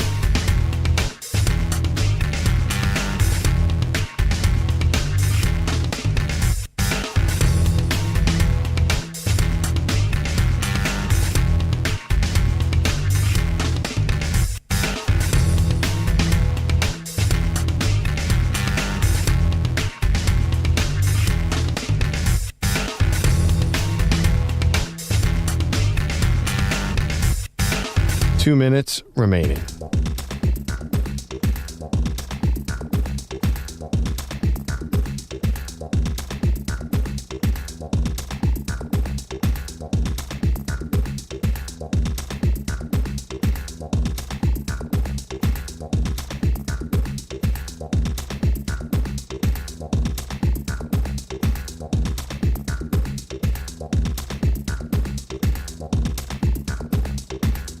One minute, 30 seconds remaining.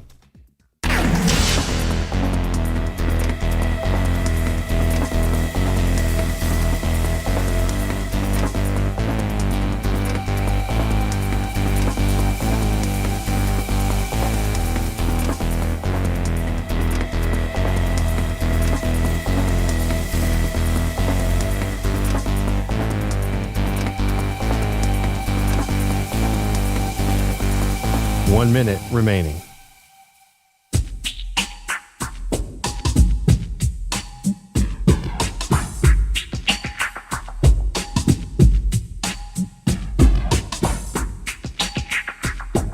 $45 seconds remaining.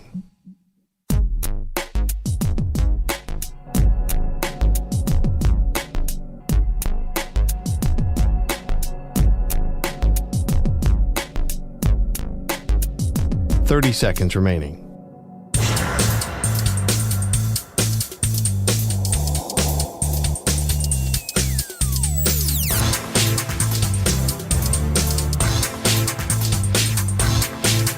$15 seconds.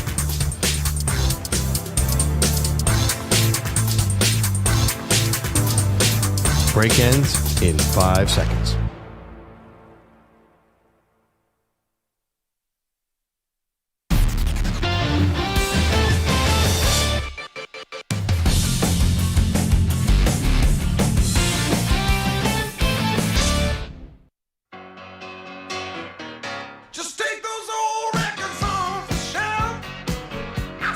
Welcome back to Maggie and Perloff Show. Maggie, how you doing?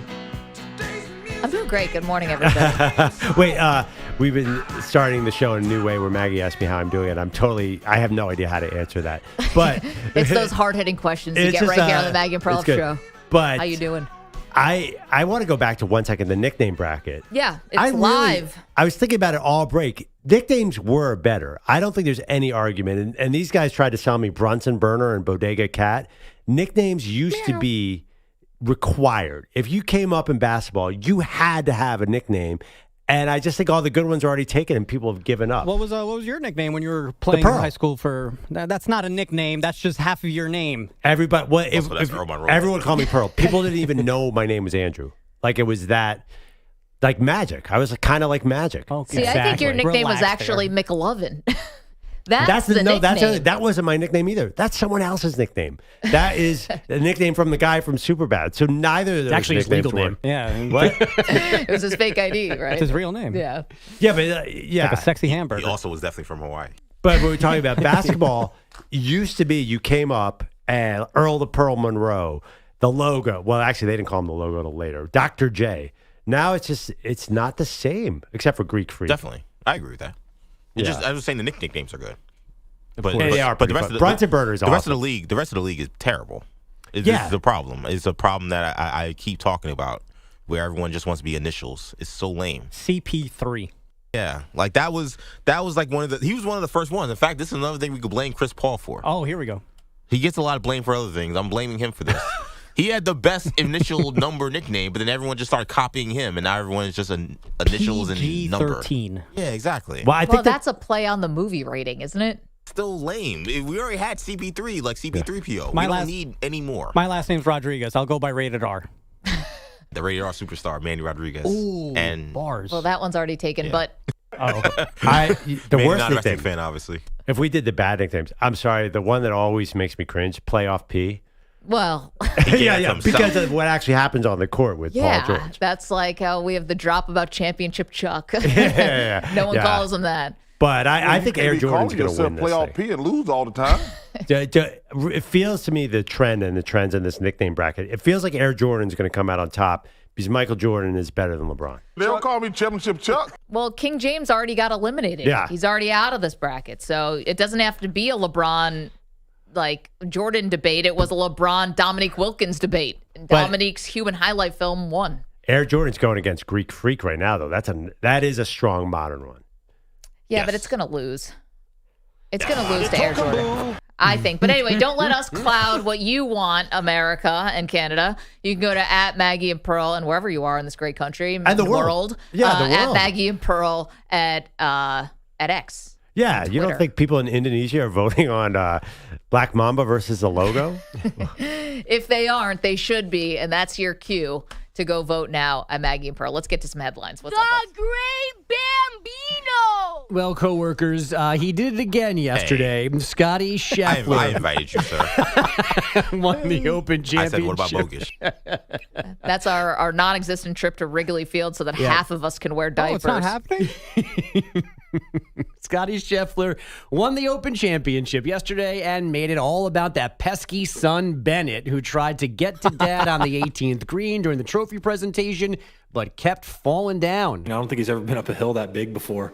I felt kind of bad for him; he just kept falling down. But that's part of the learning curve and growing up. And it's very cool to have him here. And he obviously has no clue what's going on. He just wants to spend some time with me. I hadn't really seen him much of the day, so.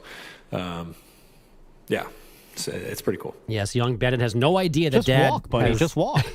now won 2 majors this year, 4 total, and now needs only the U.S. Open for the career Grand Slam. Now, as a parent, you try and schedule your day with both parents. Like, okay, Scottie, you're going to take care of him after you win on 18. You get him for the next hour there. I'm going to go get my nails done. Can you take him for a second? Yeah. I really need a nap. Like, the mom is just happy he won, so he'll take the kid for an hour. Right? Take him to your press conferences. Take him to the post-event dinner. Yeah. Get me away from Bennett for 2.5 hours. That 5 minutes while he's doing that post-match press conference, she's asleep in the corner somewhere. Just even 90 seconds. He'll take pounding a high noon. I know. It's like the Jim Gaffigan joke because he had 6 kids. Like, the only moment of peace he got was after he closed the minivan door and got to walk around the car to the driver's side. That was the only 10 seconds of peace he got in his day. The only piece that Mrs. Scheffler gets is when he gets to win a tournament. Yeah, when Bennett is walking around the 18th green. I just thought Scottie didn't care about golf. His wife does. She probably wants him to play for a really long time. Yeah, so he's not at the house. What do the Schefflers do with their money? They don't have a nanny, and they go to Chipotle. The more money they get, the more nannies they can afford later. Right, but I don't think they're a big nanny family. Boarding school. I mean, there's plenty of ways to dump off your kid later on. It feels like the Schefflers are trying to cosplay as a middle-class American family. Does anyone else? You think it's fake? Well, Kirk Cousins does the same thing, yes, and a lot of guys do this. Yeah, it's like let's pretend that you're not insanely rich. Maybe that's why I don't like Kirk Cousins after watching him in quarterbacks. Well, but how about the other way? It's nice they don't flaunt it. They're not flaunting it. That's admirable. But I also don't need to go to Supercuts either. I don't need that gets me Supercuts so commercial. irrationally angry. I've been going to Supercuts for 25 years. Bro, go to a Dominican, man. You're in Atlanta. Go to... How about just leave it out of the show, Netflix? No, he has to be a regular guy. No, but that was... It's Great Clips, right? And that was a sponsor. I was going to say, I wouldn't be surprised if he's got action on sport. Of course he does. Great Clips, Sport Clips, whatever it is. Kirk Cousins is getting something on the back end there. He probably owns 8 of them. Do you think any person who learns that Kirk Cousins has a sponsor sponsorship with Great Cuts or whatever his place is called. It's like, no, I'm going to go there now. Kirk Cousins. Look at that. Look at He that. looks great. He got a pretty good haircut. He did get a good haircut that day. She did a nice job on him. Yeah, actually, she was quite pleasant. Yeah. I don't think there's ever been a barber who had a client in his chair and I want this, and Give it's a me the picture Kirk of Kirk Cousins. His own headshot. His headshot. Get out That of was here. Yo, let me amazing. get that Cousins, yo. He was. Say less, fam. That Kirko chains, man. Do you guys remember when the New York Times tried to say that Travis Kelce invented the fade? That's amazing. My God. New York Times is so washed. Oh, it's crazy. Ooh. But the other part, too, is Kirk Cousins was also desperately trying to get recognized in that clip, and he did not. No one knew who he was. Oh, nobody in all of Atlanta knew who he was. He's only the starting quarterback for this They don't local know football him. team. Not at the drive-thru, not to get your hair cut, which would be the two biggest places you might get recognized. You like the Saints? Well, it's funny. EJ says that Kirk Cousins is. You're basically saying he's not marketable. Oh, well, I'm just saying, like, look, is you telling me like a super cool guy? I don't know. I'm trying to think of a cool football player. Lamar Jackson. So Lamar Jackson goes here to get his hair braided or whatever. Yeah. I'd be like, oh, well, Lamar Jackson. I mean, he's a superstar. Kirk Cousins? What? Yeah, Like, but you're not he's going to. If you're a middle-aged white guy he's not in moving Topeka, haircuts. Kansas, you're not going to bring a picture of Lamar Jackson. Yeah, I think you're not realizing how many Kirk Cousins there are in this country. Oh, but I give them Josh Allen. He moves a different needle. See, Josh Allen's head But of Josh hair? Allen doesn't even have great hair, though. I would No, argue. he has a great head of hair. He's also 10 years younger, not a dad. My point. Why would you want to? Like, if you're an older guy, I don't want to look like Kirk Cousins. I want to look like Josh Allen. I want to look like Tom Brady, no matter what age he is. His hairline is proceeding, not receding. No, yeah, That's going to be a real expensive LeBron cut. style. Yeah, like you need a LeBron, surgeon, not a barber. Got to go Figure that out. Got to go to Turkey for that one. Istanbul. Well, actually, I that's think a great Istanbul question. comes to you. We with should your do a Tom quarterback Brady. hair ranking. That like who? There's got to be. We're not. Burrow. Burrow's got cool hair. Oh, does he ever? Burrow's got a great haircut. Mahomes is up there. I always confuse them. Mahomes Sam or Howell and Sam trendsetter, yeah. Hartman. Which one has the hair? Maggie? Hartman. Hartman. Okay. But Josh Notre Allen, Dame guy. I'm looking at some of his hair. It's pretty. He does not care much. Worked for Haley. Yeah. No, Josh I mean- Allen's a good head of hair. Yeah, but he doesn't seem to do much styling. Like he's not like Joe Burrow who has a new haircut in every He's scene from in quarterback. Fireball, California. He hasn't put a comb through his hair in 10 years. Poll question: does Josh Allen have a good head of hair? He's got a good Josh head of Allen hair, combs but his I hair. think Do you associate Josh Allen with good hair? I'm trying to get to an update here. Going on Bogusch. Burrow is much more interested in different styles. Like, Well, he dyes it. all yeah, that. Burrow is actually much more about fashion. Does Josh Allen even wear anything interesting? Jalen Hurts, whoever his barber is, he must have the same barber as Jalen Rose because that hairline is just. Oh, it's right angles. Pristine. I'm Yeah. like, him and Jalen are both paying out 150. Whatever you know what? You could teach a math class. It's like trigonometry. Yeah. I'm gonna say something here. I think that's spray painted. Oh, you think Jalen he's going Hurts? Wow. He's too young. No. He had the dreads forever. Yeah, it's not really great on the hair. You think he's filling in? You think he Billy Jock-aloned it? Oh. What? Oh, that's a tattoo, sir. Wait, what are you guys talking about? Billy, who works here, is one of our colleagues. Yeah. Sits in the bullpen. Yeah. He has spray painted hair. It's not spray painted. It's tattooed. Yeah. It's not computing in my mind. It's like It's it like is But- artificial stubble. I'm sorry, what? Yeah. He's open It's about tattooed? this? He's okay Yes. with us talking Yeah. about yeah, this? he's Yeah. talking about it. Yeah. It's tattooed like that. He went to sounds a tattoo artist. Yeah.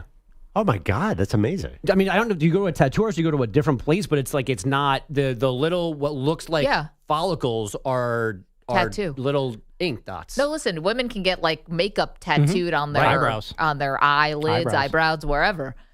I didn't know that. What's LeBron do?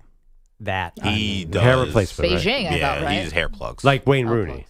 yes. Yeah. Wayne Rooney. Oh my God. I'm sorry, it was Carlos Wayne Rooney Boozer who did made the a Beijing. ton of money off of promoting that. I mean, Brian Urlacher too. Yeah, Same. right. Yep. I'm sorry. I think this is Jalen Hurts slander. This is not a spray. I'm looking at his hair. I see pictures where his haircut isn't like fly and like it's No. definitely hair. you want to take a look at something that's very dramatic before and after Mohamed Salah. The soccer player for Liverpool, Egyptian soccer player. That dude had no hair about 6 years ago, and now he has a full head of hair. I think it's just way more commonplace now. I've not heard about the tattoo thing, but By the way, do you guys remember when Jalen Hurts shaved the goatee? I just looked at it again. Yeah. It's startling. Yeah, that's Yeah. like He when is James just- Harden got he rid of went his from beard. He went from dashing, handsome quarterback to normal guy on the street. Definitely, in his draft 2 stock. seconds. His draft stock plummeted because he did not look as good anymore. Who is Oh my God. He He looks naked. Yeah, it happened like 2 years ago, and we're like, who is that guy? So it's not even the hair that matters. It's that goatee that defines He him. looks like the guy that enters the Bachelorette and loses in like the 3rd round. What's like the 3rd episode, he's gone already. What's facial hair to men, EJ? Makeup like women. It's the same. Yeah, If you I get can't rid of it, picture you it's- two without your facial hair. It's like your superpowers. Oh, yeah, I would never shave this beard. Yeah. Manny, your mustache. There's 3 of us with facial hair. I'll just go back to wherever I used to be. This is like when Deion Sanders said that he has Yeah, 2 sons, and it turns I'm out he has Shiloh. 3. Damn it. No, you're Deion Jr. Well, yeah, I was Even gonna say worse. You wish you were Shiloh. We don't forget about Shiloh. Manny Shiloh. You're I got Deion 2 Jr. sons. Nope, you got 3, Prime. And let's not forget Shiloh. Shiloh, we don't forget. Deion Jr. very much forgot. What about Shiloh? It's sad Don't when people forget forget Shi- you know, I had 2 Shiloh, sons. too. He's constantly reminding us about him. Yeah, true. Deion Jr. literally behind the camera shooting Hey, that Dad. "Don't forget about Shiloh" video, and he's like, What's Wrigley like, Dad? I've got 2 sons. Did you wear a diaper to Wrigley, Dad? Oh man! All right, Bogusch, we got time. I'm trying to get to your update. Nice facial hair, Bogusch. Yeah, I know, whatever. Things happen. There's Scottie the internet. You're Scheffler's got fine. a nice little beard thing going. I'm sure he does. We're Think not Ben- getting a highlight. You We're think not- Bennett will grow a beard in a bit? The baby? Oh yeah. Kaplan? He's Kaplan, got let's his get- marching orders. Let's get Bennett, a 2-year-old with a beard. When we did Baby Manny AI version, and he had that full mustache. Who is the golfer who Can't recently unsee that. Didn't a golfer recently win? Was it Scottie and the baby had an accident? Yep. Yeah. That was Oh, at the my- PGA. That was Bennett too. So we really know details about Bennett's life. We growing know too up. much about Bennett. Yeah. It was It's all so fun cute. and games till the kid blows out the I diaper. actually, I had a thought about it since Bogusch is not doing updates. Surprised you Ben, you noticed. can weigh in on this. So Bennett was walking towards Scottie after he won the Open Championship yesterday, and like a PGA official had to help him up and carry him over. Like, is that if you're the PGA official, you're just allowed to pick up somebody else's kid? Like, it's a very awkward situation. I feel like the employees never know what to do with Bennett Scheffler. Like, he's not a friend or anything. He's just some random employee. He's going to pick up the kid and carry him to Scottie Scheffler? I didn't see it, but Yeah, I'm generally watching it now. strangers don't pick up your kids. No, this is happening at all the Well, majors yeah, because now. he keeps sitting them down like right in the middle of the clubhouse, just like, I'm sorry, I got to sign this championship card. Meanwhile, I have nowhere to put this baby. Yes. Yeah. The Well, floor. It looked like the baby fell and couldn't get up, though. Yeah, I feel like he had to pick him up. He's all right. He'll get up. But it was also very British / Northern Ireland. Like he had a blazer on. He like was delicately didn't want to touch him, but he knew he needed help to get up and get to his dad. So he was this little bugger. yeah. But it was just kind of awkward because he doesn't know Scottie Scheffler and he just picked up his baby, right? Like, you don't want strangers picking up your kid. I don't want strangers talking to my kid. I want strangers picking up my kid. Some guy booped my kid in the airport recently, and I almost clubbed him. Oh, unacceptable. I know. It was really uncomfortable. And I Societal should have said cues. something at the time, and I didn't, and I was mad at myself the rest of the day. You can't touch my kid's stomach. Damn Don't boop him Neanderthals. as you're walking by, you weirdo. But also, the baby, Bennett, where's the mom? Where's the family? Like, he's what I'm out saying. alone. Partying. If I were the PGA official, I would look at the baby and turn away. Yeah, Yeah, me too. keep Completely walking. ignore it. I would have walked away. I'm not babysitting The that baby kid. was You're fine. not paying He me to fell. babysit him. Yeah, he fell, but it wasn't that steep of a hole. I mean, he wasn't going to fall he into a just sand trap. tumbled down. Into a sand trap. I would point at him and laugh and say, "Ha baby fell," and turn away. Yeah, it's not like he fell into that creek at Augusta. That He's would be fine. That would be something. Good grief. All right. Now we're going to break. 888-710-4ISN. Bogusch, his first day back from non-vacation, just stewing. Okay, lots to do, including it's Monday, which means the M&P 500, whose stock is up and whose stock is down after a big weekend. You're in a 5-minute break.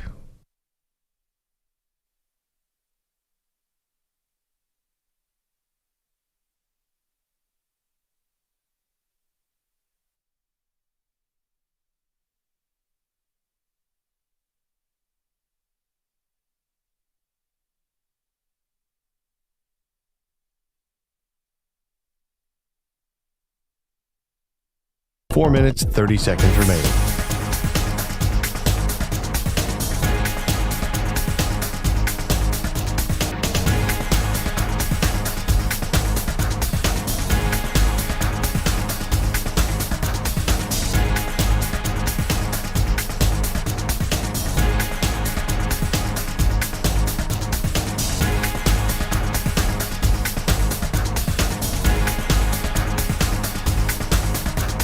4 minutes remaining.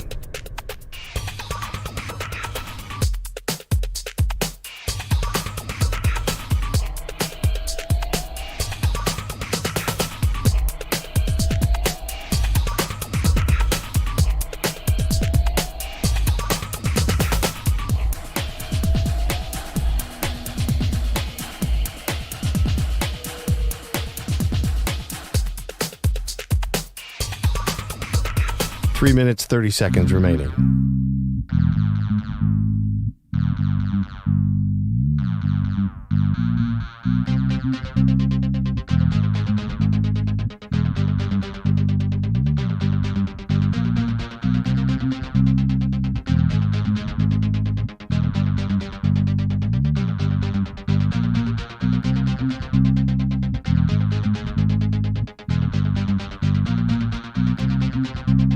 Three minutes remaining.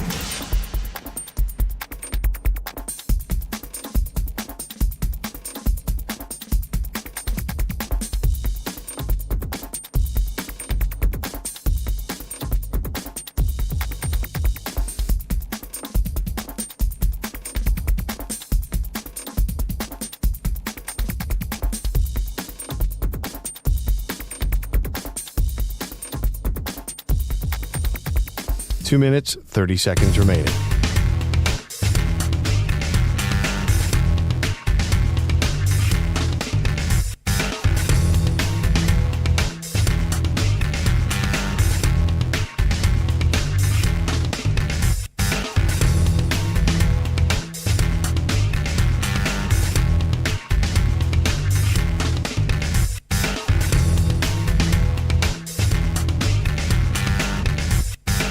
Two minutes remaining.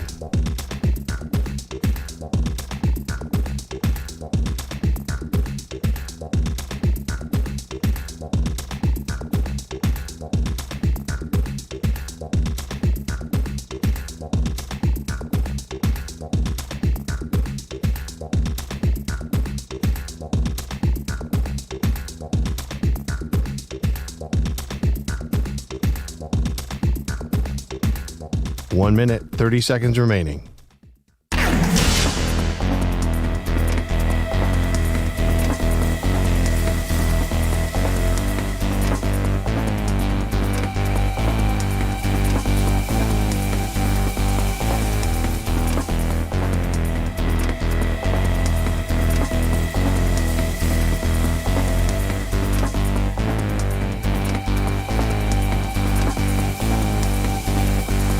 One minute remaining.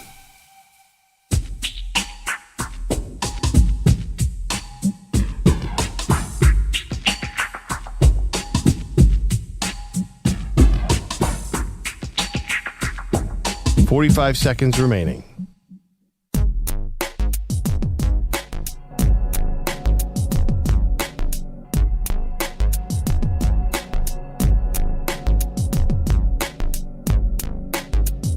.30 seconds remaining.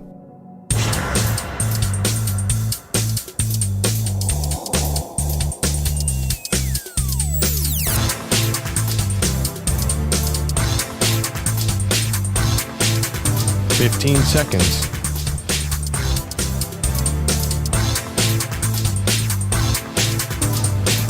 Break ends in 5 seconds.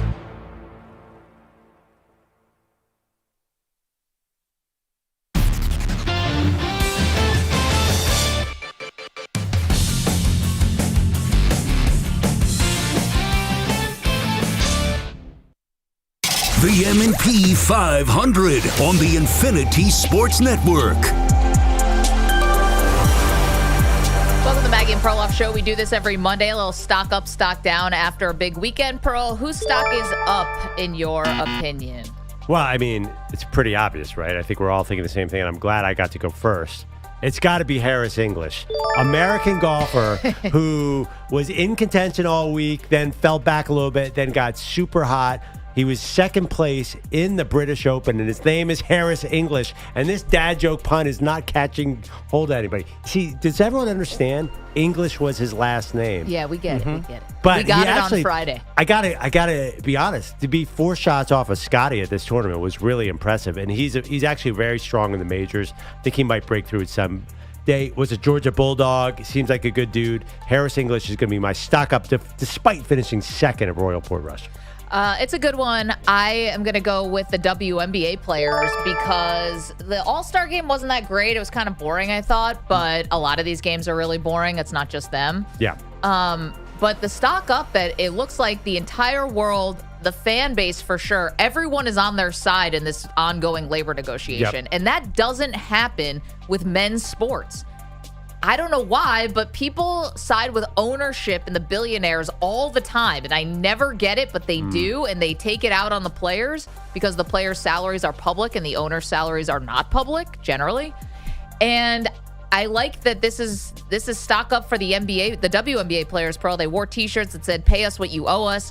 And while Nafisa Collier's collecting her All-Star MVP trophy, the crowd is chanting, "Pay them, pay them." Yeah. This is good for them that the public sentiment's on their side. But don't you think it's because their pay is so ridiculously low? I mean, you think if men got 9% of revenue and they came in the league at $66,000, don't you think they would support the men? I have no idea, but I know this is stock up for the women right now. Usually they don't. I think it's a different dynamic. It's usually millionaires versus billionaires. Right. This is not even thousandaires. Figure. This is thousandaires. I mean, if you have to get a roommate.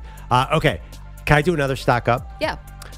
Can I go with George Karlaftis, who signed a new deal for the Chiefs? Yeah, big one. The Chiefs, remember they traded Tyreek Hill, and we're like, oh, they're going to fall apart. And that draft, I think they got O.J. McDuffie and George Karlaftis. Like, this team drafts really well, and I feel like we don't respect these players as much. He's a great player who goes way under the radar, but they signed him to a 4-year deal, $62 million guaranteed. This is sort of a stock-up Chiefs. They also signed Trey Smith recently, and we didn't talk about it much. Like, they are quietly, like, still going to be good for, a long time. And it's really not just him, but the whole team. Like, gosh, this team knows what they're doing. I just want to throw that out there. Yep, they are good, and they continue to be great.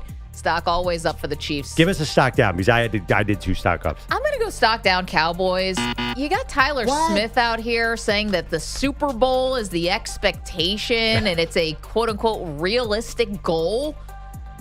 Don't do that. Don't do that to your fans. Don't do that. And I'm not saying that the players shouldn't be thinking Super Bowl. Fine. But don't do that. Don't create this like sort of false hope. I don't know. To say it's a goal, it's not a realistic goal, okay? It's not, because your team didn't make the playoffs last year. And the idea that you're going to go from no playoffs to win the Super Bowl. How about just make the postseason?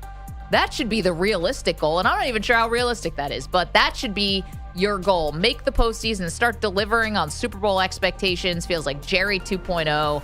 And again, he should care. It's his livelihood. But realistic goal to make the playoffs, to win the Super Bowl, stock down. You know, I think I'm okay with unrealistic saying we're going to make the Super Bowl. Isn't that the goal? Isn't that what they're supposed to say? He said it's a realistic goal that the Cowboys win the Super Bowl. They haven't won the Super Bowl since 1995, but suddenly it's a realistic goal they're going to win in 2025. But, the opposite is saying, like, no, we don't think we can win a championship. That would be crazy. So you're not going to say that. I give much more leeway with these things. Like, yeah, you're kind of saying the right thing. How about the Chiefs wouldn't even say it's a realistic goal to win the Super Bowl? I would say I'm going to go cliche if I'm him.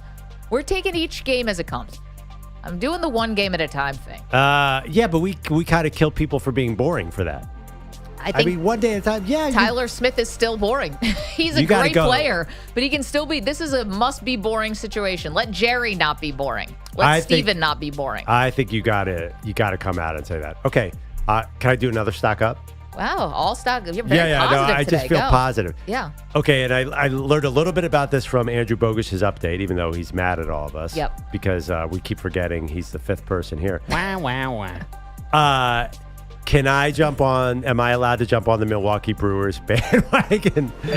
I'm a Phillies fan, and I sort of root for the Dodgers because they're cool.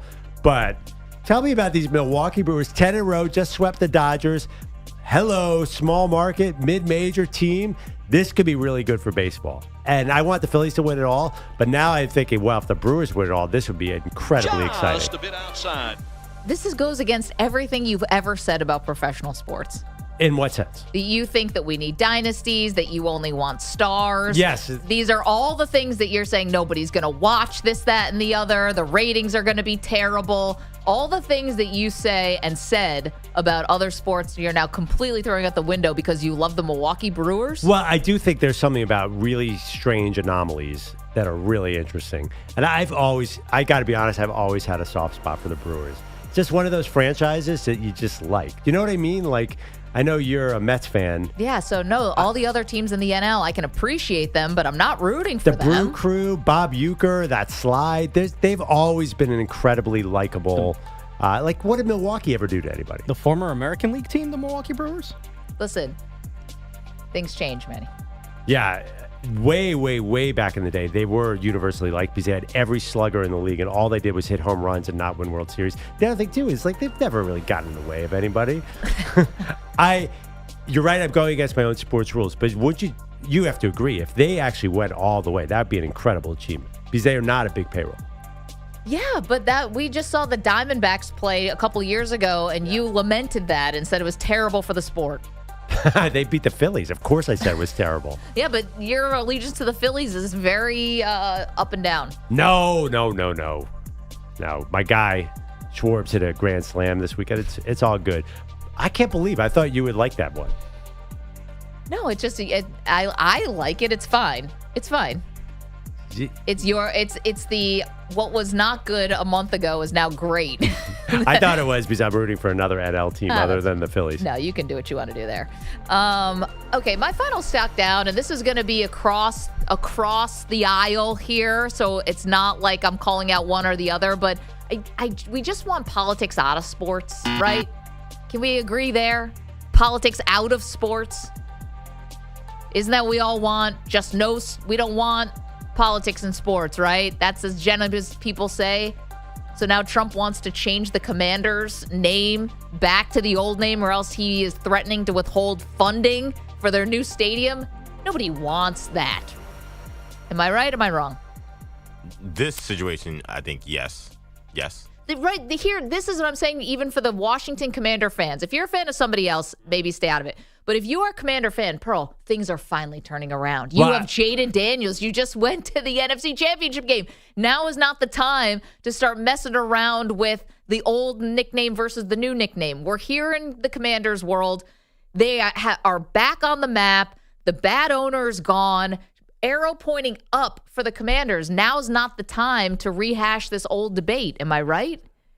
I think you're discounting the fact that the only reason they're not called the old name is because of politics. So politics already had a big say in this actual topic. You're saying keep politics out of sports. The only reason they're called the Commanders is because of politics. Well, was that because also there were people who were Native American who said this was offensive? Is that right. Politics? Yes, I think that falls into politics. But maybe I'm saying then keep politicians out? Is that parsing words there? Well, politicians were behind the name change, though, I believe. Because people said it was offensive, right? Yeah, no, I'm not saying I don't want that old name, but I'm just saying I think there was political parts of that story. Finally, things are looking up for the Commanders, right?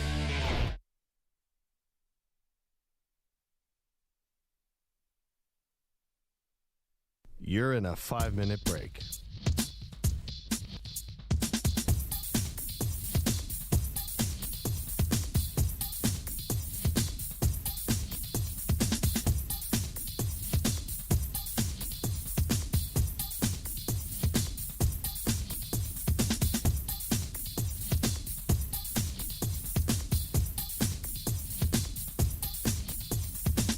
Four minutes, 30 seconds remaining.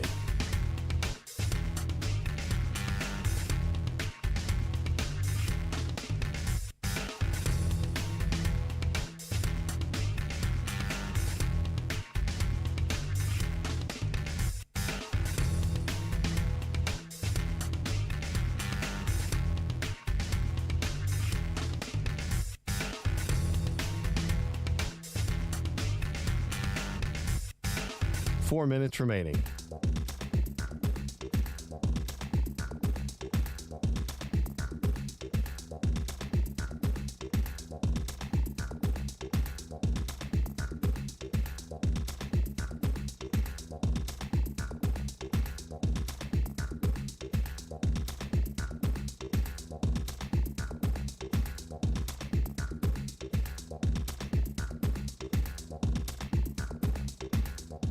3 minutes, 30 seconds remaining.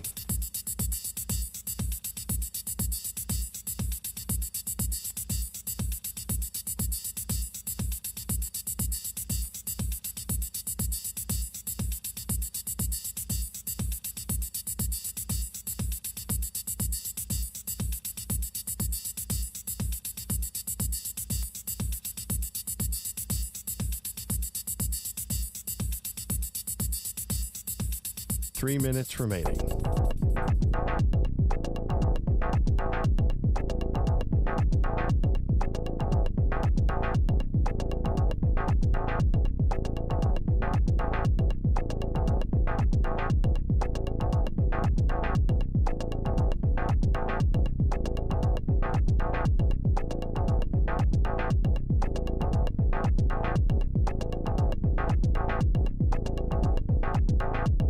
Two minutes, 30 seconds remaining.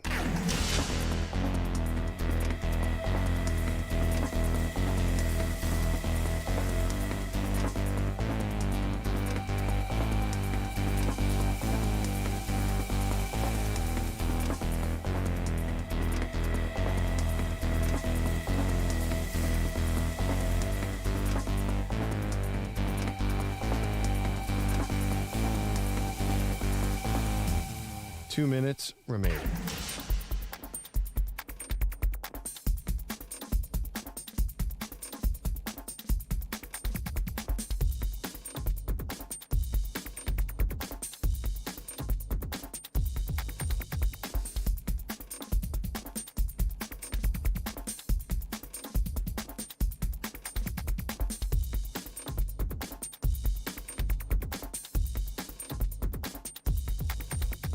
One minute, 30 seconds remaining.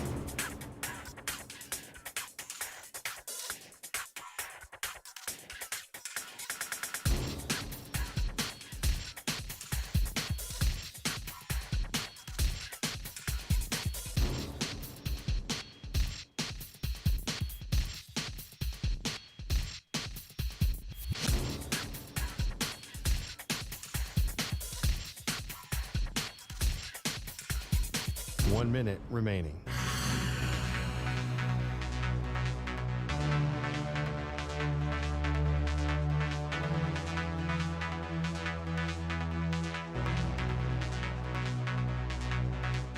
Forty-five seconds remaining.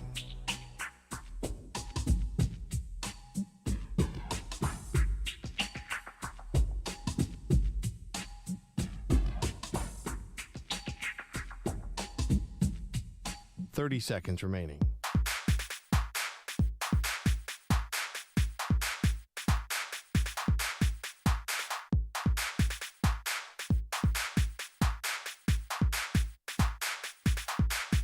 Fifteen seconds.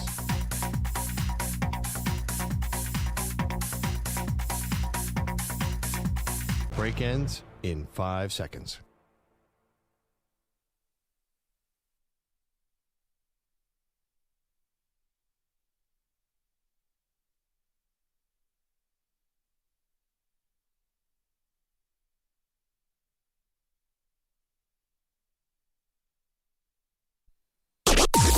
Maggie and Perloff on the Infinity Sports Network.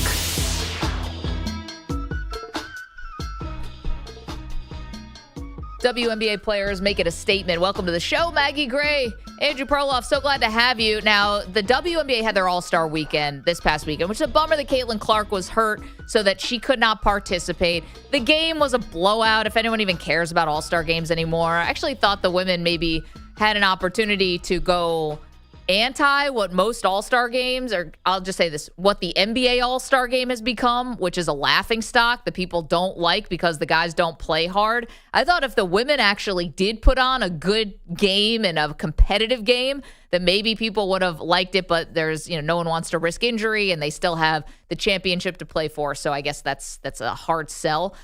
Game was kind of boring. It was a blowout. Yeah, I mean, all-star games are stupid now. I'm not going to indict the WNBA for having a boring all-star game. But we just gave a lot of praise to baseball not a week ago, a Tuesday, when they had a great all-star game that ended in a home run derby. But it's a different level of physicality in terms of like, and even that maybe was getting hurt. Ultimately a nothing burger. I mean, I don't think the All-Star game was good because they had the home run off, but honestly, we said, like, let's do that more. I don't think and the NBA All-Star game has gotten terrible through the years. They don't play any defense. So I'm not going to hurt that's sort of the trend these days. No, I know. I'm not going to downgrade the WNBA because they're staying with the trend of what the NBA is doing. I'm just saying they could have had a moment where they stepped out of their lane and been the anti-NBA because everyone complains about the NBA All-Star game not being what it used to be back in the day when guys actually wanted to play against each other and play hard. Yeah, I don't think it would have moved the needle that much, even if they played a competitive game. I think we're so conditioned to not caring about All-Star games. Maybe the kids are different. Maybe I'm older, but I don't think they did anything wrong. And that 4-point shot, whatever, distracted them. They were all trying like crazy for that. I get it. I would have done the same thing. Yeah, there were like the extra circles brought to you by AT&T where you could shoot from and get a 4-point shot. And they did that a lot. Anyway, the biggest takeaway from the All-Star weekend had nothing to do with the basketball. It had to do with the future of the league.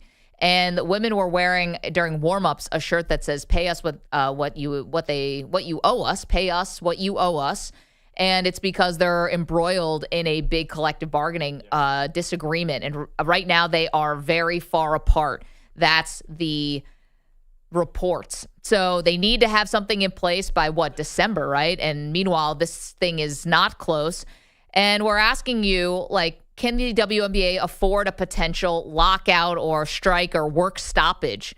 Because the league has been making so many strides and they have more eyeballs and more interest than ever before, Pearl. Is this the wrong time to put the future of the league, put money over the future of the league? This is the right time. Yeah. For that very reason you just said. Now is when they make a more reasonable deal. But also, as I said earlier in the show, they have nothing to lose because they're not getting any money. They're basically volunteer workers. So I think this is exactly when you do a strike or a work stoppage. You say this is unacceptable. We're only making 9% of revenue.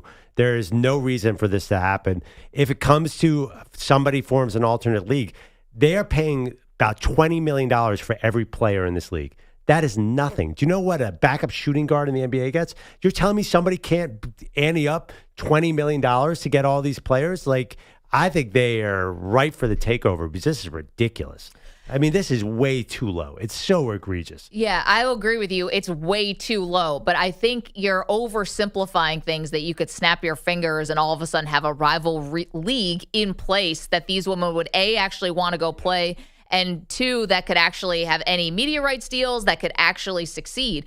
Like, there's some fairy godmother out there with all this money that wants to start a rival league. Look at the WNBA. It takes 20, you can't just overnight microwave a league. Football tries it all the time. And what happened? It always fails, but that's because the NFL is not going away.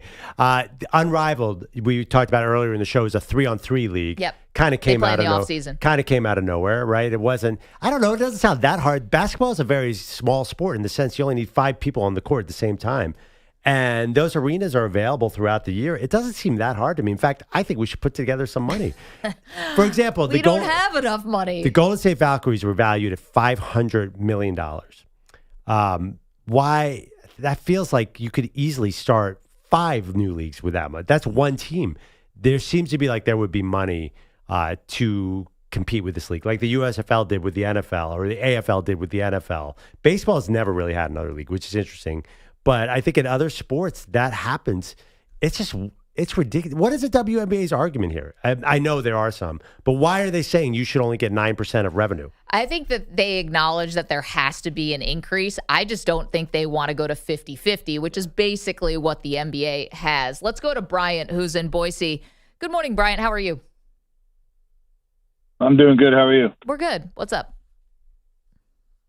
Oh, just response to the WNBA. It's kind of a failing entity, so I'm not sure why they expect to be paid more when they don't have the revenue they are supposed to have.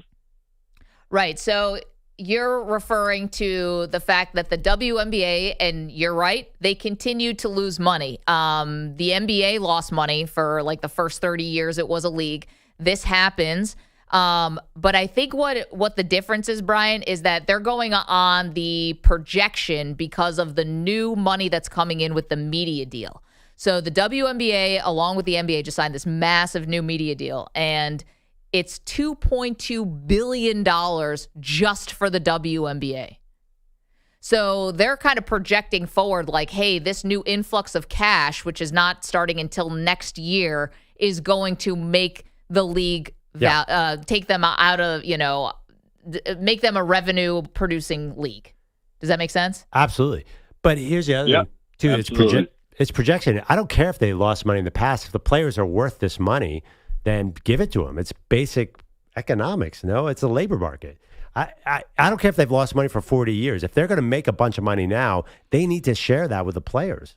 Otherwise, the players should just walk away and play overseas. Yeah, Jay is in Nashville. Jay, what do you think about this WNBA labor stuff? I really think they're so far in the red, or I'm trying to speak like an accountant or whatever. I don't know if there's $40 million a year. I don't know if you can do anything about that. And a lot of people don't realize it ain't because of women. Just I don't know if people understand it or know it. The sports that were invented in America, we tend to pay attention to the men. Football, baseball, stuff like basketball. We pay attention to the men because it started out with the men playing. The sports that started in other countries like tennis and soccer, stuff like that, for some reason, we pay attention to the women. It's funny. Nobody notices that, but that's how we're wired as Americans. But I don't know if there's anything they can do. And really, all the shenanigans with the negatives, the hating and stuff like that, with a lot of those girls showing their true colors, it's turning people off. And it's kind of like there's some people that will just burn their own house down with them in it. There's some people that's like that, and it's a whole slew of things that they need to correct. But I don't know if there's anything they can do about it. And I want them to succeed. Yeah, but, right. You know what I mean? I guess the only thing, Jay, is even if you say that you think that the treatment towards Caitlin has been like a bad look for the league or like anything, but people are still watching though. Like that's the thing. It doesn't matter if someone's tuning in. Does it matter if what reason they're tuning in? I think the main reason they're tuning in is Caitlin, but at the same time, a lot of people are paying more attention to it on like TikTok with everybody with all these controversial statements about it. It's like, no, we want you to watch the game. Right. We don't want you to come and comment on TikTok about what, go see the game. Save that stuff for later. And you're talking to a dude, I prefer to watch the women's World Series of softball over the guys play baseball. It's just a quicker game. Yeah. It pops more. But they don't get enough attention. We don't think you're being a misogynist by saying that the WNBA has financial issues. That's totally fair, Jay, and thank you. I think you got to look at it. I don't think anyone's going to accuse a man of saying, I don't know, the WNBA has challenges. That doesn't mean you're anti-woman. Wait, I have a question. How are they losing money if they don't pay the women anything and they're getting 12,000 people to come out to the arena? Like, are they idiots? What's going on? They're not. It's not on the players. They're not losing a dime there. Well, I think I don't know the answer to that, but I would guess that it's because operating costs. It's because, all the things that go into running a league. Man, I got to tell you, if I had a league where I'm paying the players $0.0 and I had about 12,000 people coming out to the stadium, I could make money. So there's something wrong with the WNBA, although they are making $2 billion moving forward. The media rights deal is about to kick in. Yeah. It's kind of like, I guess I think I've watched a little Shark Tank in my life, and so I'm not an economist, but the idea that you can have a valuation while be making not a lot of money. Yeah, of course. Right. So famously in sports, I think the only teams that you actually make a lot of money are NFL. You get a lot of money every year. NBA a little. Baseball, I don't think you make a ton of money per year. You mean as far as the owners are concerned? Yeah, like actual depends on your payroll. New revenue coming in. Yeah, because payroll. But in NFL, they make profit. Like Jerry's making actual profit every year. David is in Dallas. Wants to weigh in on something we talked about last hour, which was President Trump kind of thinly veiling a threat. Not so thin. Thinly veiling. Basically threatening to withhold funding for the Washington Commanders' new stadium if they don't change the name back to a word I'm quite frankly uncomfortable saying on the air. David, what do you think, sir? Well, first of all, I think a lot of the fan base agrees with them. You know, they come down here for games. I've been up there for games. Went up there to see our nation's capital, the National Mall. Beautiful up there. Yeah. Very proud to be an American. But I'm going to tell you, a lot of the fans, they want that name back. So I don't think it's just one particular guy. I think, and by the way, a lot of those fans, they'll tell you at the games, they did research with Native American groups who were not offended by it and or thought it was kind of cool, especially with the logo they had. Right. That the guy looked very majestic. I know, but so I don't David, think it's as simple as people make it out to be. Well, you're right. It might not be simple, but for as much research as you have for Native American groups that supposedly supported it, you had literally people outside the stadium protesting that they thought the name was racist. So you're going to have two sides to that story. And then here's my second question. If you're in Dallas and having a conversation with a Washington fan and you ask them, would you rather have the name back or have what you have now, which is a winning product where people actually want to buy season tickets again, and everyone and a lot of people have moved on past this? Would you rather they had the nickname or the winning? For a lot of them, the question is, why can't you have both? They're basically wearing the old jerseys this year. The only thing they're not doing is putting the logo on them. Do you think it's right, though, for a politician to say we're not going to build you a new stadium if you don't change the name back? Why get involved in this at all? It's not a law. It's not anything that's in a political, like, it's not their job. This is a private company. Well, why are they getting involved in the, with the Cleveland Indians? Or, for example, my wife went to Ole Miss, and they took away Colonel Reb. Okay, well, you can understand why that might be sensitive for some people, no? We had a lot of five-star recruits come in and took pictures with Colonel Reb and didn't have an issue with it. Okay, but if you're saying I'm a proud American, well, I mean, come on, right? But Colonel Reb is a part of the history of Ole Miss, and the thing is, they didn't change the name of the school. They're still the Rebels. They still got all that history there. They just changed the mascot, so that was like a halfway. I'm just giving an example. Washington didn't change the colors. They got rid of the imagery, and the franchise is the same. They didn't rewrite any of the record books. Nothing that the 3 Super Bowls. Nothing has changed. They just changed the name. What's so different? People don't like it when a change is forced upon them, especially a change they didn't ask for. Well, people also were offended by the name. So you can say half the people weren't, half the people were, but it's changed now. So why do you want to change it back? What does it matter? If I owned a business, So if I owned a business and I changed the name of it, and my fan base, my customer base would say, we don't like this, you know what most companies are going to do? They're going to change it back. Okay, but David, and thank you for the call. Last thing about it, the team now went from being in the doldrums, right? And now they're back on top. Is this the time you would change it? That's what I would say. I have a couple issues with what you're saying, Maggie. Yeah. First of all, to think that politics were not involved in changing the name, and that was just a thing that tons of political organizations got caught up in that the old name. Right, but that was a political move to change it. But did anyone say we're going to withhold funding? Yes. Okay. Yeah, and people didn't like that. Yeah. That totally got into withholding funding. And so, why, if we didn't like it then, why would we like it now? Well, because of what David's saying, like some people think like this is political correctness, like to change these names. Like, okay. But the other thing too is, what difference does it make if they're good? You're telling me them being good on the team should have nothing to do with this debate about the name. I feel like you're saying, because I'm bringing it to a sports thing, because I'm saying that now I think that you're into the Commanders, Jaden Daniels era. Right. Like, you're into this new sports era. If they had taken J.J. McCarthy and he tore his ACL before the season, then they wouldn't be into this era? That doesn't make any sense to me. Like, that feels very myopic. Like, you're in the moment. Because Jaden Daniels happens to be good. Then we've moved on from the old name. The team's back on top. I think from a sports perspective, you now are into your next era. You're into your new era. So that's what I'm saying. That brings it more to sports than anything. And by the way, it's not right for politicians to withhold funding on either side for something that is a business, right? Like this, in this answer. I don't think you would have said that 6 years ago with the old name. Listen, I honestly don't. I knew a lot of people didn't feel that way about the old name. Be like, if they're gonna call it that, then they don't get the protections that go with the other teams.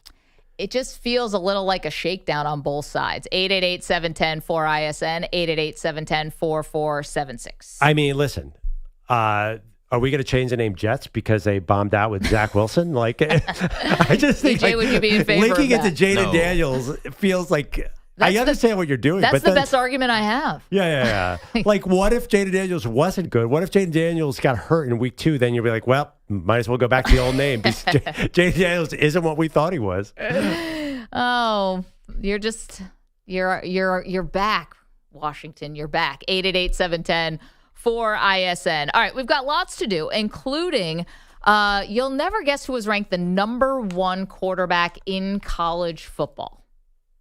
We'll tell you next. M&P. The Commanders. You're in a 5-minute break.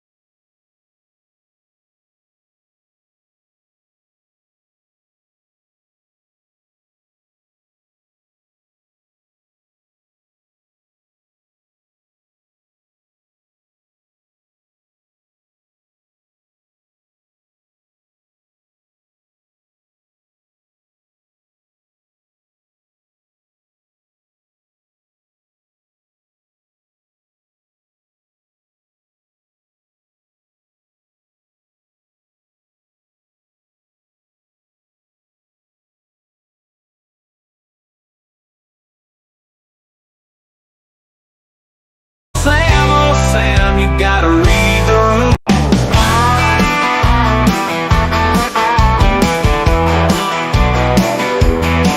Well, drunk as Sam stumbled into work at night, smelling like a whiskey, cheap boxed wine. Tried to flirt with Lisa from accounting again, but HR warned him that's strike number 10. Oh, Sam.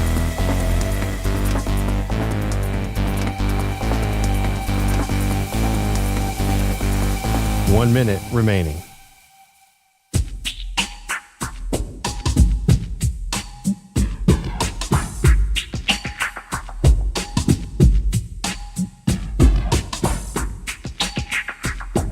$45 seconds remaining.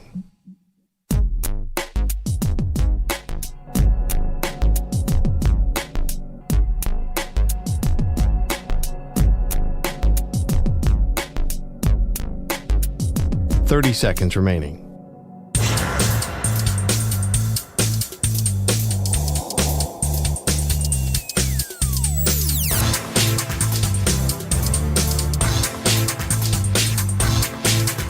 $15 seconds.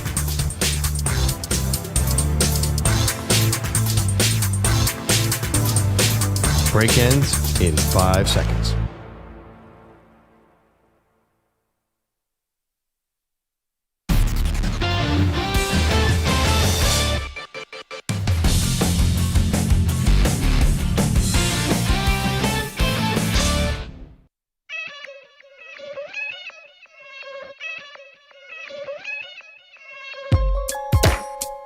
Welcome back, Maggie and Perloff Show. Interesting sports weekend, in part because the Open Championship so early in the day, and then it was a blowout. I would organize my Sunday. I'm like, all right, I want to see people chase Scottie, and nobody was chasing him. Then what'd you do with the rest of your day? Well, the thing is, I have to be honest. I was not, I'm going to admit it, I was not super engaged with the WNBA All-Star game. I am really down on all All-Star games. So I have not watched a second of the NBA All-Star game in probably 10 years. They had that weird ending, the Elam ending. Mm-hmm. So I did not care at all. And I'm going to admit it. Yeah, Caitlin not being there did impact everything. I wanted to see her go against Sabrina Ionescu in the Friday night three-point shooting contest. So is this something to worry about for the WNBA? Are they too dependent on Caitlin or? Well, I mean, that's a big topic. Yeah. Because, and we're going to see, I'm kind of curious now that they're going to be in this like collective bargaining agreement labor strife, if they're going to try to push Caitlin to the front to kind of be a spokesperson, because, you know, that's generally left to the veterans, and that's kind of all leagues. It's the people been around for a while are elected president of the union, and you don't generally rely on rookies or second-year players to carry the water. Yeah, you needed like Drew Brees in 2011, who'd been around for at least 6 or 7 years. Yeah, like Jeff Saturday was the guy who was like big in that NFL negotiation. Same Derek Fisher the last time the NBA had a lockout. LeBron James and Kobe, they would show up to when they needed a little star power, but Derek Fisher was really the guy who was like at front and center because he was the PA president. So I don't know if Caitlin's if this is too much to put on a young player. That's you've so got to interesting. represent us here in this labor strife. But I don't even think of Caitlin as a young player, like a normal. She feels like she's been in our lives for longer, but she was at college for a while. Yeah, That's true. I don't know. You're right. I think that would be one of the big issues. Does she speak out? Not sure. 888-710-4ISON. For now, unfortunately, though, she's still hurt. 888-710-4476. I mentioned before we went to break, the number one ranked quarterback throughout college football, Pearl. It's funny because this is a team that I don't think many people expect to actually win the college football playoff and win a championship, but it's CadeKlubnik from Clemson.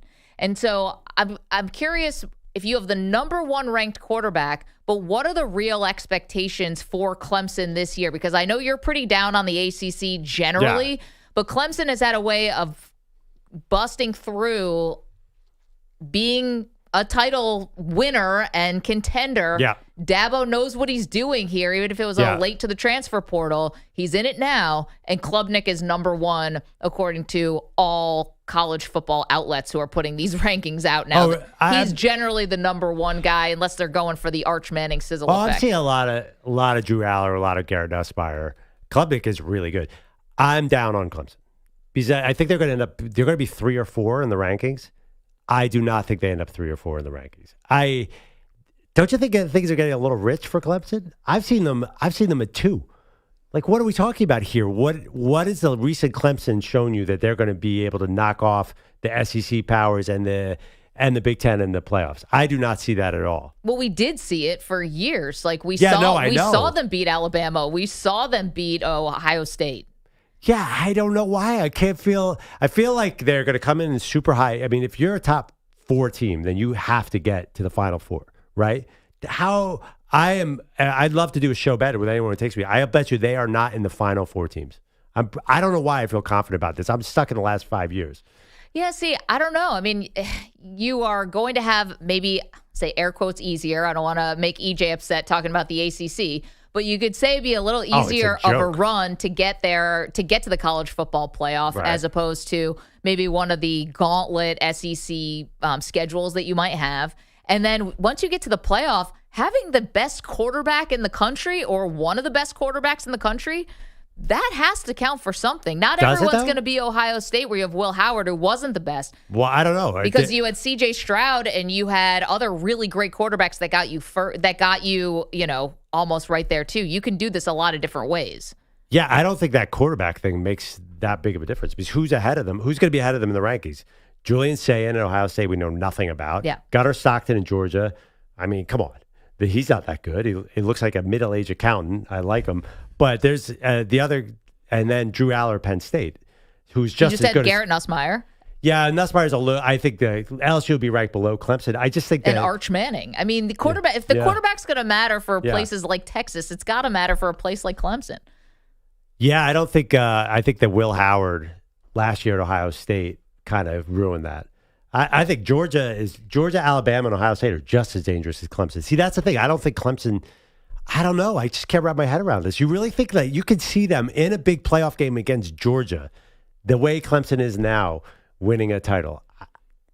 Yes, and especially I think if you have that advantage at quarterback, and think about what Clemson is doing now. Look at this team. It's about quarterback, it's about wide receivers, and it's about defense. That seems like a formula that worked for them for quite a long time when they were winning. They're probably going to destroy this horrible ACC schedule, and I'm betting against them in week 1, week 2, and if they make a week 3 of the playoff.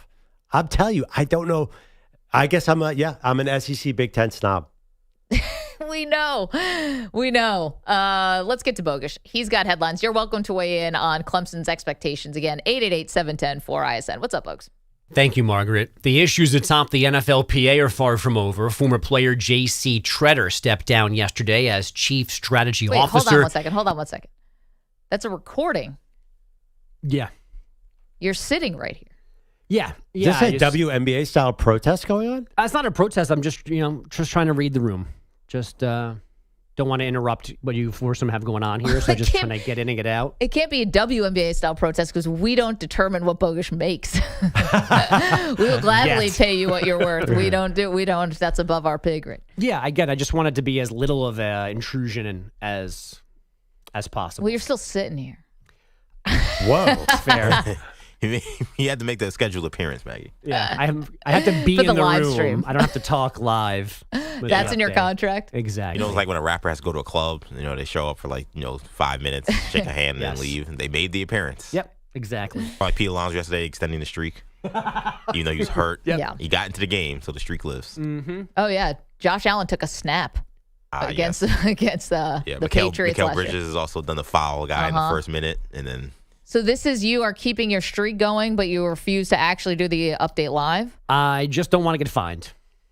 Wow. All right, beast mode. Yeah. You can't blame us for forgetting when you had 3 sniffles and a cough and you had to do the show from home. Yeah. He was protecting us. Should I show you the text where you said, please don't come in? Yeah, I didn't want to get sick. Perloff is the king of, if anyone has a sniffle, do not come in for a week. But then all of a sudden he'll be like, yeah, by the way, last week, I don't know what I had. It was something. It's like, but you were here every week. You did a show, went home, threw up in your cup that you're using right now, and you think you should have been in the office? I went home the moment I puked. And you didn't come home? You didn't come back the next day, right? No, I stayed home. Yeah. No, I was very sick. Yeah. I crawled out of here. EJ saw me back there. I was literally on my hands and knees crawling out of the office. I would never have come back in here. Yeah, she looks like Shredder in Ninja Turtles. It was just a shadow because Maggie was just like 50 feet away. Just like, I'm back here. The shadow was green somehow. It's a shadow. How do I know this is actually Maggie? That was such a wild day. Excuse me, I'll be right back. And then she never came back. Never came back. Where the hell did Maggie go? Just puking my brains out. And we didn't know yeah. I'd like to see some footage of that day. Ooh, why? Why? Just to see, because I didn't know it. None of us knew you were sick. I know. I just couldn't come back in here. It would have been vile. Yeah, I don't know how you do Close-ups that. of your face trying to hide it would have been fun to see. Oh, from the first segment, you mean, that I got it through? I don't know. It must have been white as a sheet. I have no idea. And I feel like we were talking about something. Yes, you were. That was part of it. Everyone started talking about something gross. Was it gross or was it sensitive? Because I feel like when you left, I was like, did we insult? Was that? No, it wasn't insulting. It was something physically disgusting. Oh, okay. Let me try to remember what it was while you continue this awesome update. I got you could actually see the moment I got COVID on air at the Dan Patrick Show. I swear to God, I'm not making this up. But guess who was there the next day? No, I did go in. It was a Friday morning, and I was like, God, my throat hurts a little bit. I'm reading all this stuff. I got it March of 2020. And then I opened my mic, and no voice came out. I sounded like a mouse. And then afterwards, I got 101 fever. But I didn't know. Nobody knew what it was back then, but I was definitely an early case. And Dan kicked me out after one segment. I tried to say, thank you for leaving. Yes, I was not going to And thank you for not coming in last Wednesday, because none of us want to get sick. Let me pick up where my automated self left off. J.C. Tretter stepping down yesterday as Chief Strategy Officer of the NFLPA. He also removed his name from consideration to be the new executive director. Oh, really? Tretter was under some of the same scrutiny that Lloyd Howell was dealing with when he resigned as union chief late last week. But Tretter now seems to be trying to distance himself from all of that, telling CBSSports.com that most members of the PA's executive committee didn't want Howell to get the job 2 years ago. They preferred somebody else, but the players never asked for their opinion, nor did they simply offer it before any voting took place. Wait, can I ask a question? Yeah. Why are professional players unions so incompetent? They didn't want this guy. They had no say. The NBA players keep complaining about the second apron. I'm like, why'd you guys vote for this? It's like these guys act like they're just innocent bystanders to the people that are ruining their lives when it comes to CBAs and contracts. Let me ask you a question, though. How many things that you've signed in your life did you read every single word of? Waivers and all that kind of stuff. Very few. I don't think most of them care enough to learn about what they're voting for. It's the same thing on a lesser scale with All-Star voting and Pro Bowl voting. All those things are messed up because no one thinks about it. No one does research. And they just go, okay, yeah, what? And there's always a player rep with an opinion, so they just vote probably the way that guy says to vote. Yeah. Sorry, go ahead. Well, we're in a union too, and I don't read the fine print. I think it's about how it's presented, right? I think that you got to understand that most of your constituency is 25, and maybe they don't have the attention span, or any of us have attention span. It's not just young people. No one has an attention span to read like that anymore. And so you got to either put the biggest bullet points out. The funny thing about J.C. Tretter is he said they didn't want to make their recommendation because they didn't want to feel like they were putting their finger on the scale and saying who they wanted as their guy. But in the meantime, Tretter's been accused of being this Machiavellian type figure who's just puppet mastering this whole thing. And he did an interview with John Jones from CBS, and he goes, I'm not this guy. And just to let you know, I wanted someone else and didn't even say that I wanted somebody else. So it's kind of like a funny situation where he claims that he's getting totally misunderstood as being the Wizard of Oz behind the curtain trying to get himself in this job. Wow. Yeah. I have a question. You guys vote on where me, Andrew, and Maggie are all in SAG-AFTRA. Thanks for including me. Mm-hmm. Yeah, you told me in the break. Do you vote on the SAG-AFTRA issues? Have we had a vote? We've had hundreds of votes. I get a letter every day. There's so much going on in SAG-AFTRA. They had a strike, I think, while we were in it. We were not part of it. Right. We're not able to strike on our side of it. But we get tons and tons of call to actions on SAG-AFTRA, and I always ignore every single one of them. Yeah, I mean, I don't vote on things that don't apply to us. There's recently, I think there was a vote about commercial, acting commercial contracts. That doesn't apply to me. But you were allowed to vote, I think. Yeah, but I read about the people when we pick our representatives and the president. I did vote in those, and I read their little bios and stuff like that. But it's a little different though with these professional players unions, and to you guys' point, a lot of the SAG-AFTRA stuff is also public, but for professional leagues, these labor issues are not I gotta read through the fine print of some 100-page document. It's the lead of SportsCenter. It's the lead of our show. Everybody's talking about it. I know these guys are rich and they're famous and they're probably on a jet ski somewhere, and maybe they really just are just totally blinded. But it does seem crazy that, like, things happen to their unions and they're like, I don't know how this whole thing happened. I'm like, it's not even that many of you guys, especially for, like, basketball and baseball. Yeah. It's bizarre to me. They didn't even want this guy. And now he's in the FBI probe. Well, the other, yeah. Man, that escalated quickly. The other part for our union is our salaries aren't collectively bargained. So, bro, like if maybe it was about how much you were literally making and how much was going into your pocket, you may read up on it a little more. I don't know how this escalated so quickly.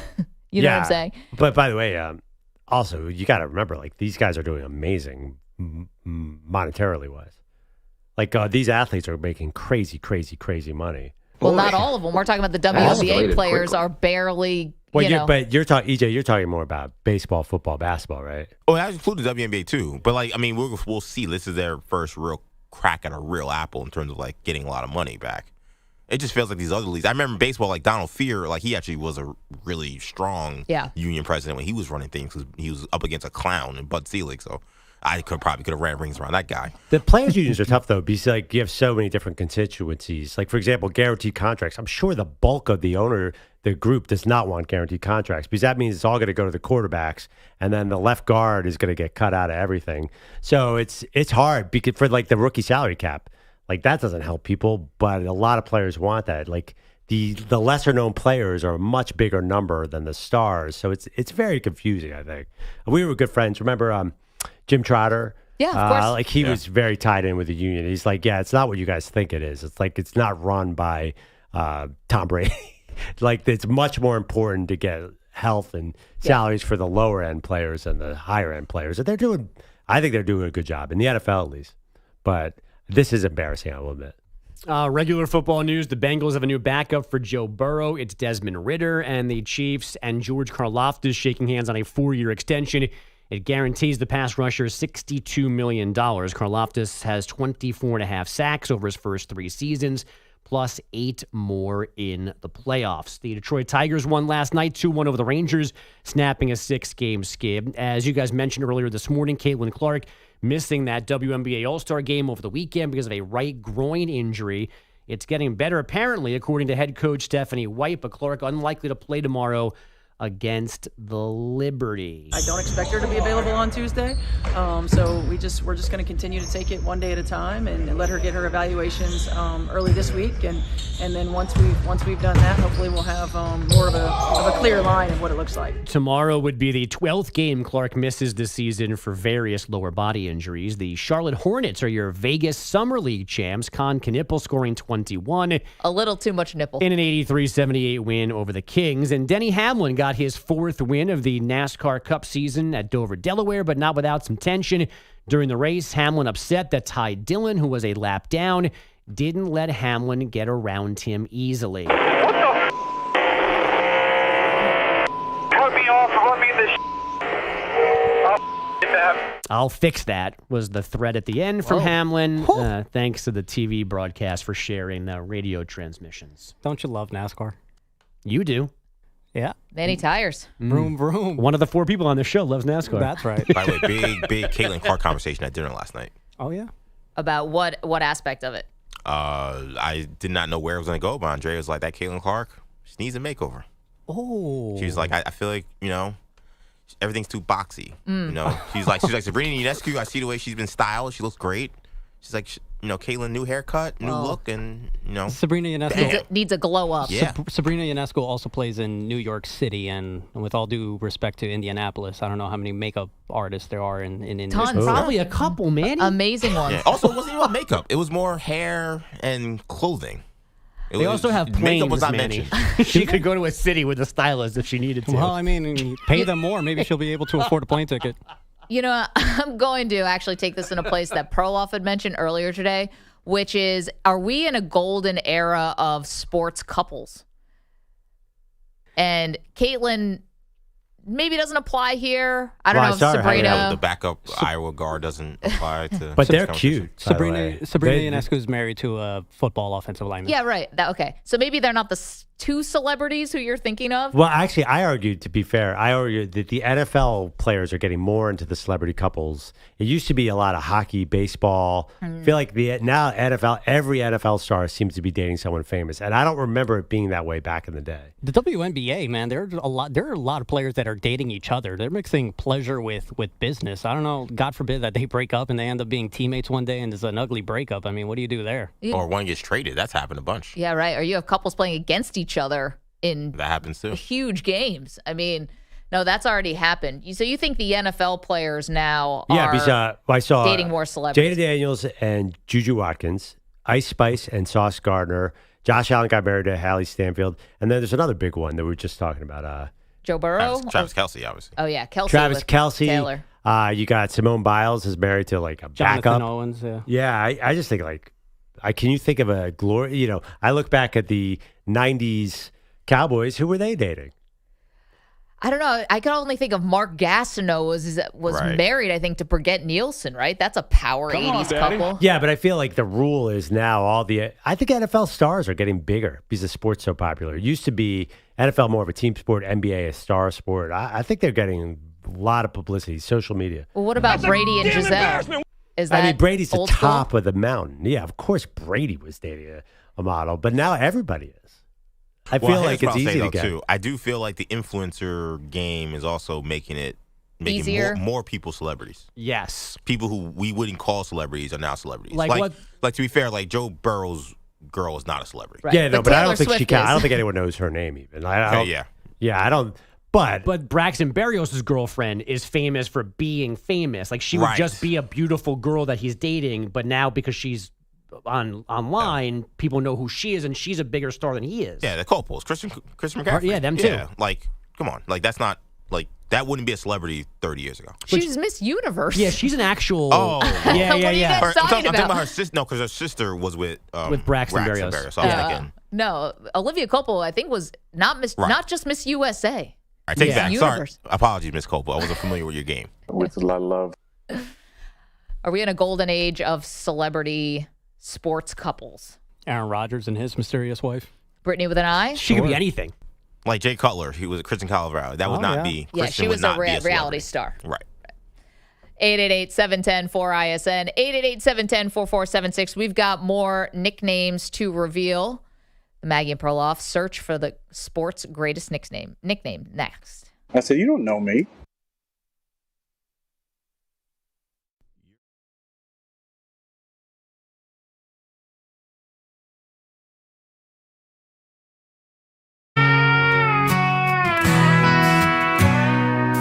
Daily was waiting by that glowing screen, hope the night shift crown would go to the king. Ship held it down night after night, with fire in his voice and truth in his mic. But the news came in like a cold hard slap. Pat Boyle's got it, felt like a trap. No shade on the kid, but let's be real, Shepherd earned a late night deal. Now Shepherd ain't sleeping and Daly's in tears. The Shepherd maniac's been loyal for years. We stayed up late, we rode every wave, but they gave it to Pat and dug Ship's grave. So we howled the moon and cursed at the sky, asking one question: why, oh why, oh why? Meanwhile, Bellotti still don't show up for work. No call, no text, just gone with a smirk. Yet Ship clocked in through the Now Bailey rode into town with suspicion in his eyes, saying Kaplan's got a secret and he's hiding it inside. Zach Jobs lost in darkness, Ryan Stream's a mess, Chabelle Wolf's just a spinning wheel. Oh Lord, what a distress. But Maggie and Perloff, they shine so bright, like a star in the desert on a Texas night.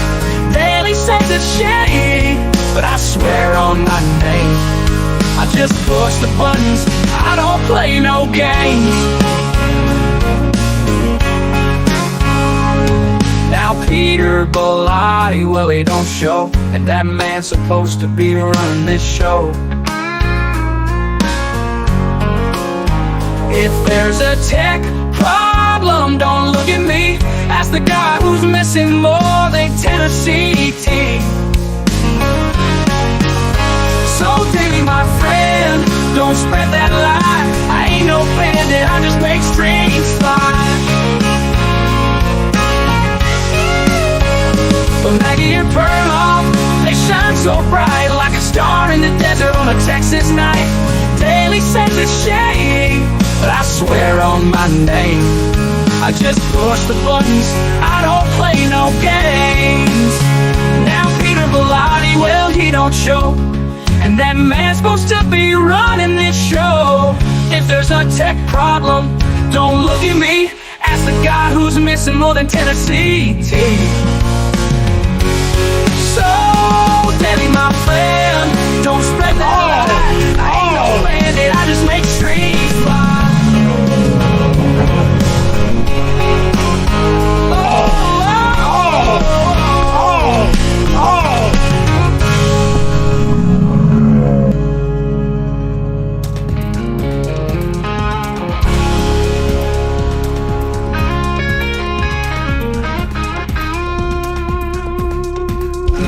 Minute, 30 seconds remaining.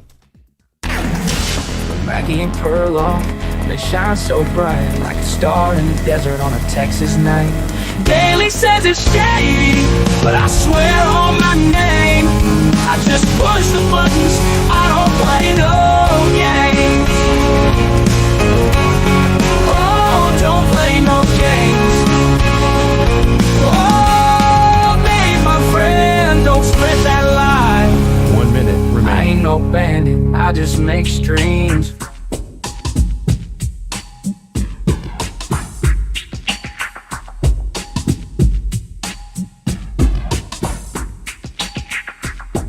$45 seconds remaining.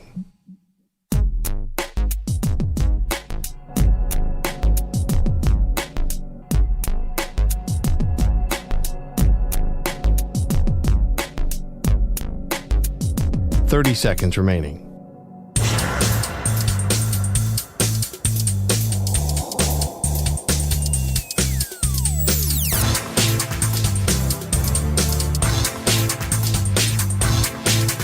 $15 seconds.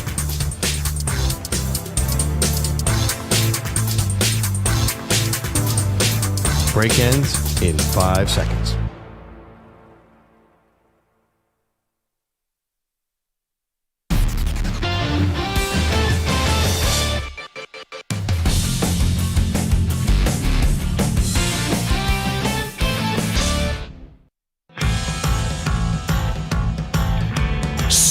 Four nicknames were entered, but only one will win. It's Maggie and Perloff's search for the greatest nickname in sports. And it continues today with your help. You can vote at Maggie and Pearl on X. The hoops and handles and legends and legacy regions are open for voting. Pearl, we're in round 2. Try to find sports' greatest nickname. But in the meantime, I have more results for you.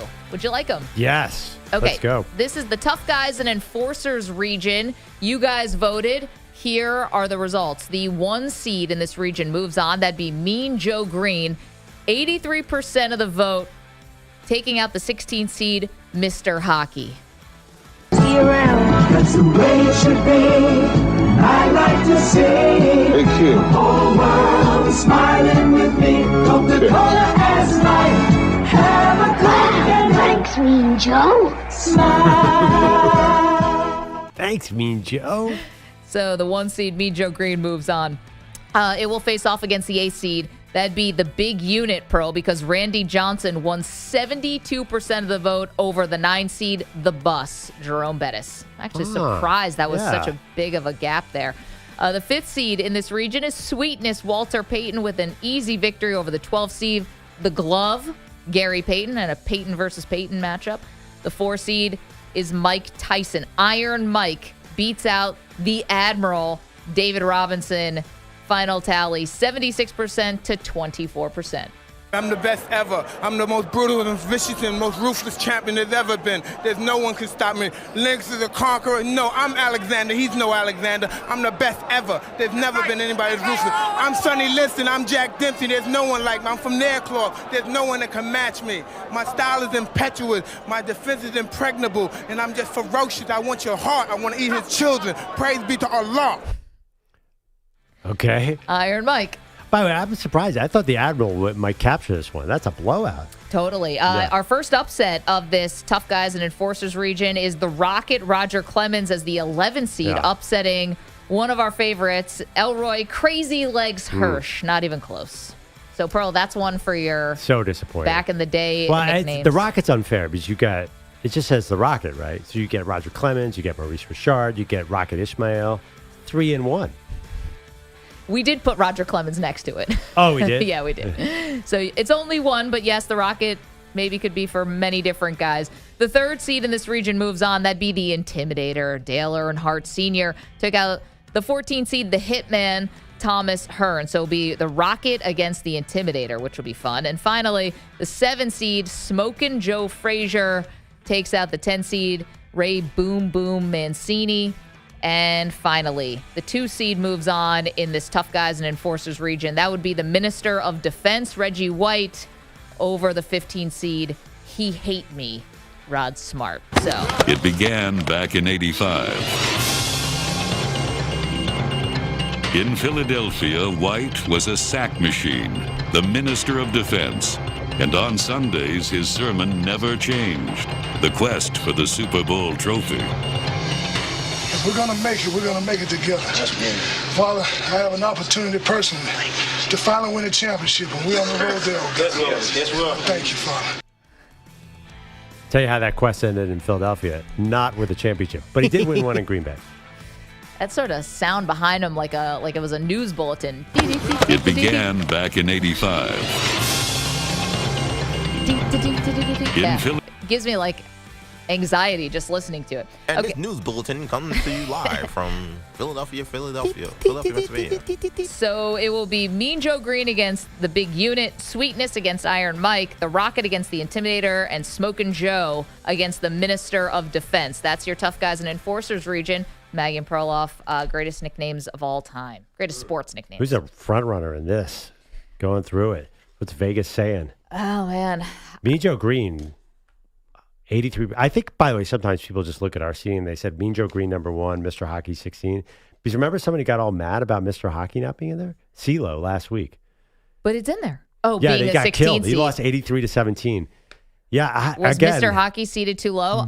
I'm not taking any responsibility for that. I've already taken enough shrapnel because I put Steve Eierman on my Detroit Mount Olympus over Mr. Hockey, Gordie Howe. I can't get even deeper water with the Gordie Howe fans. And I can't believe the Admiral got killed.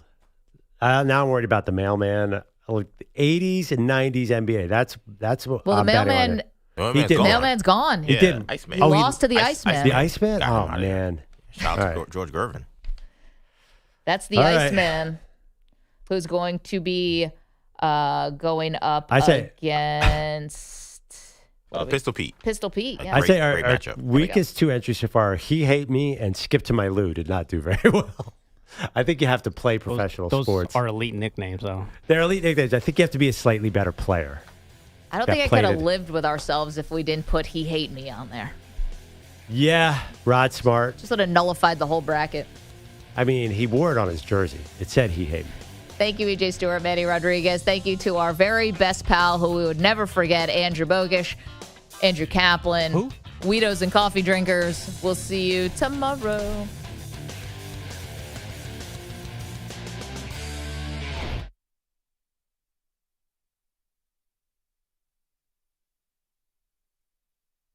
You're in a 5-minute break.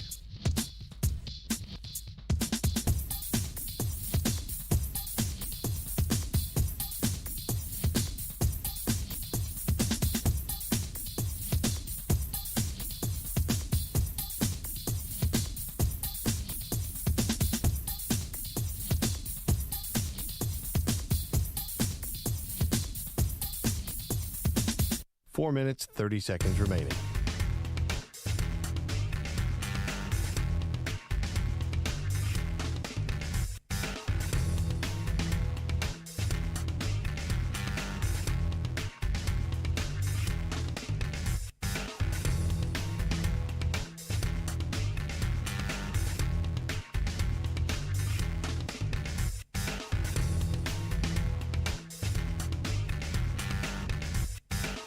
4 minutes remaining.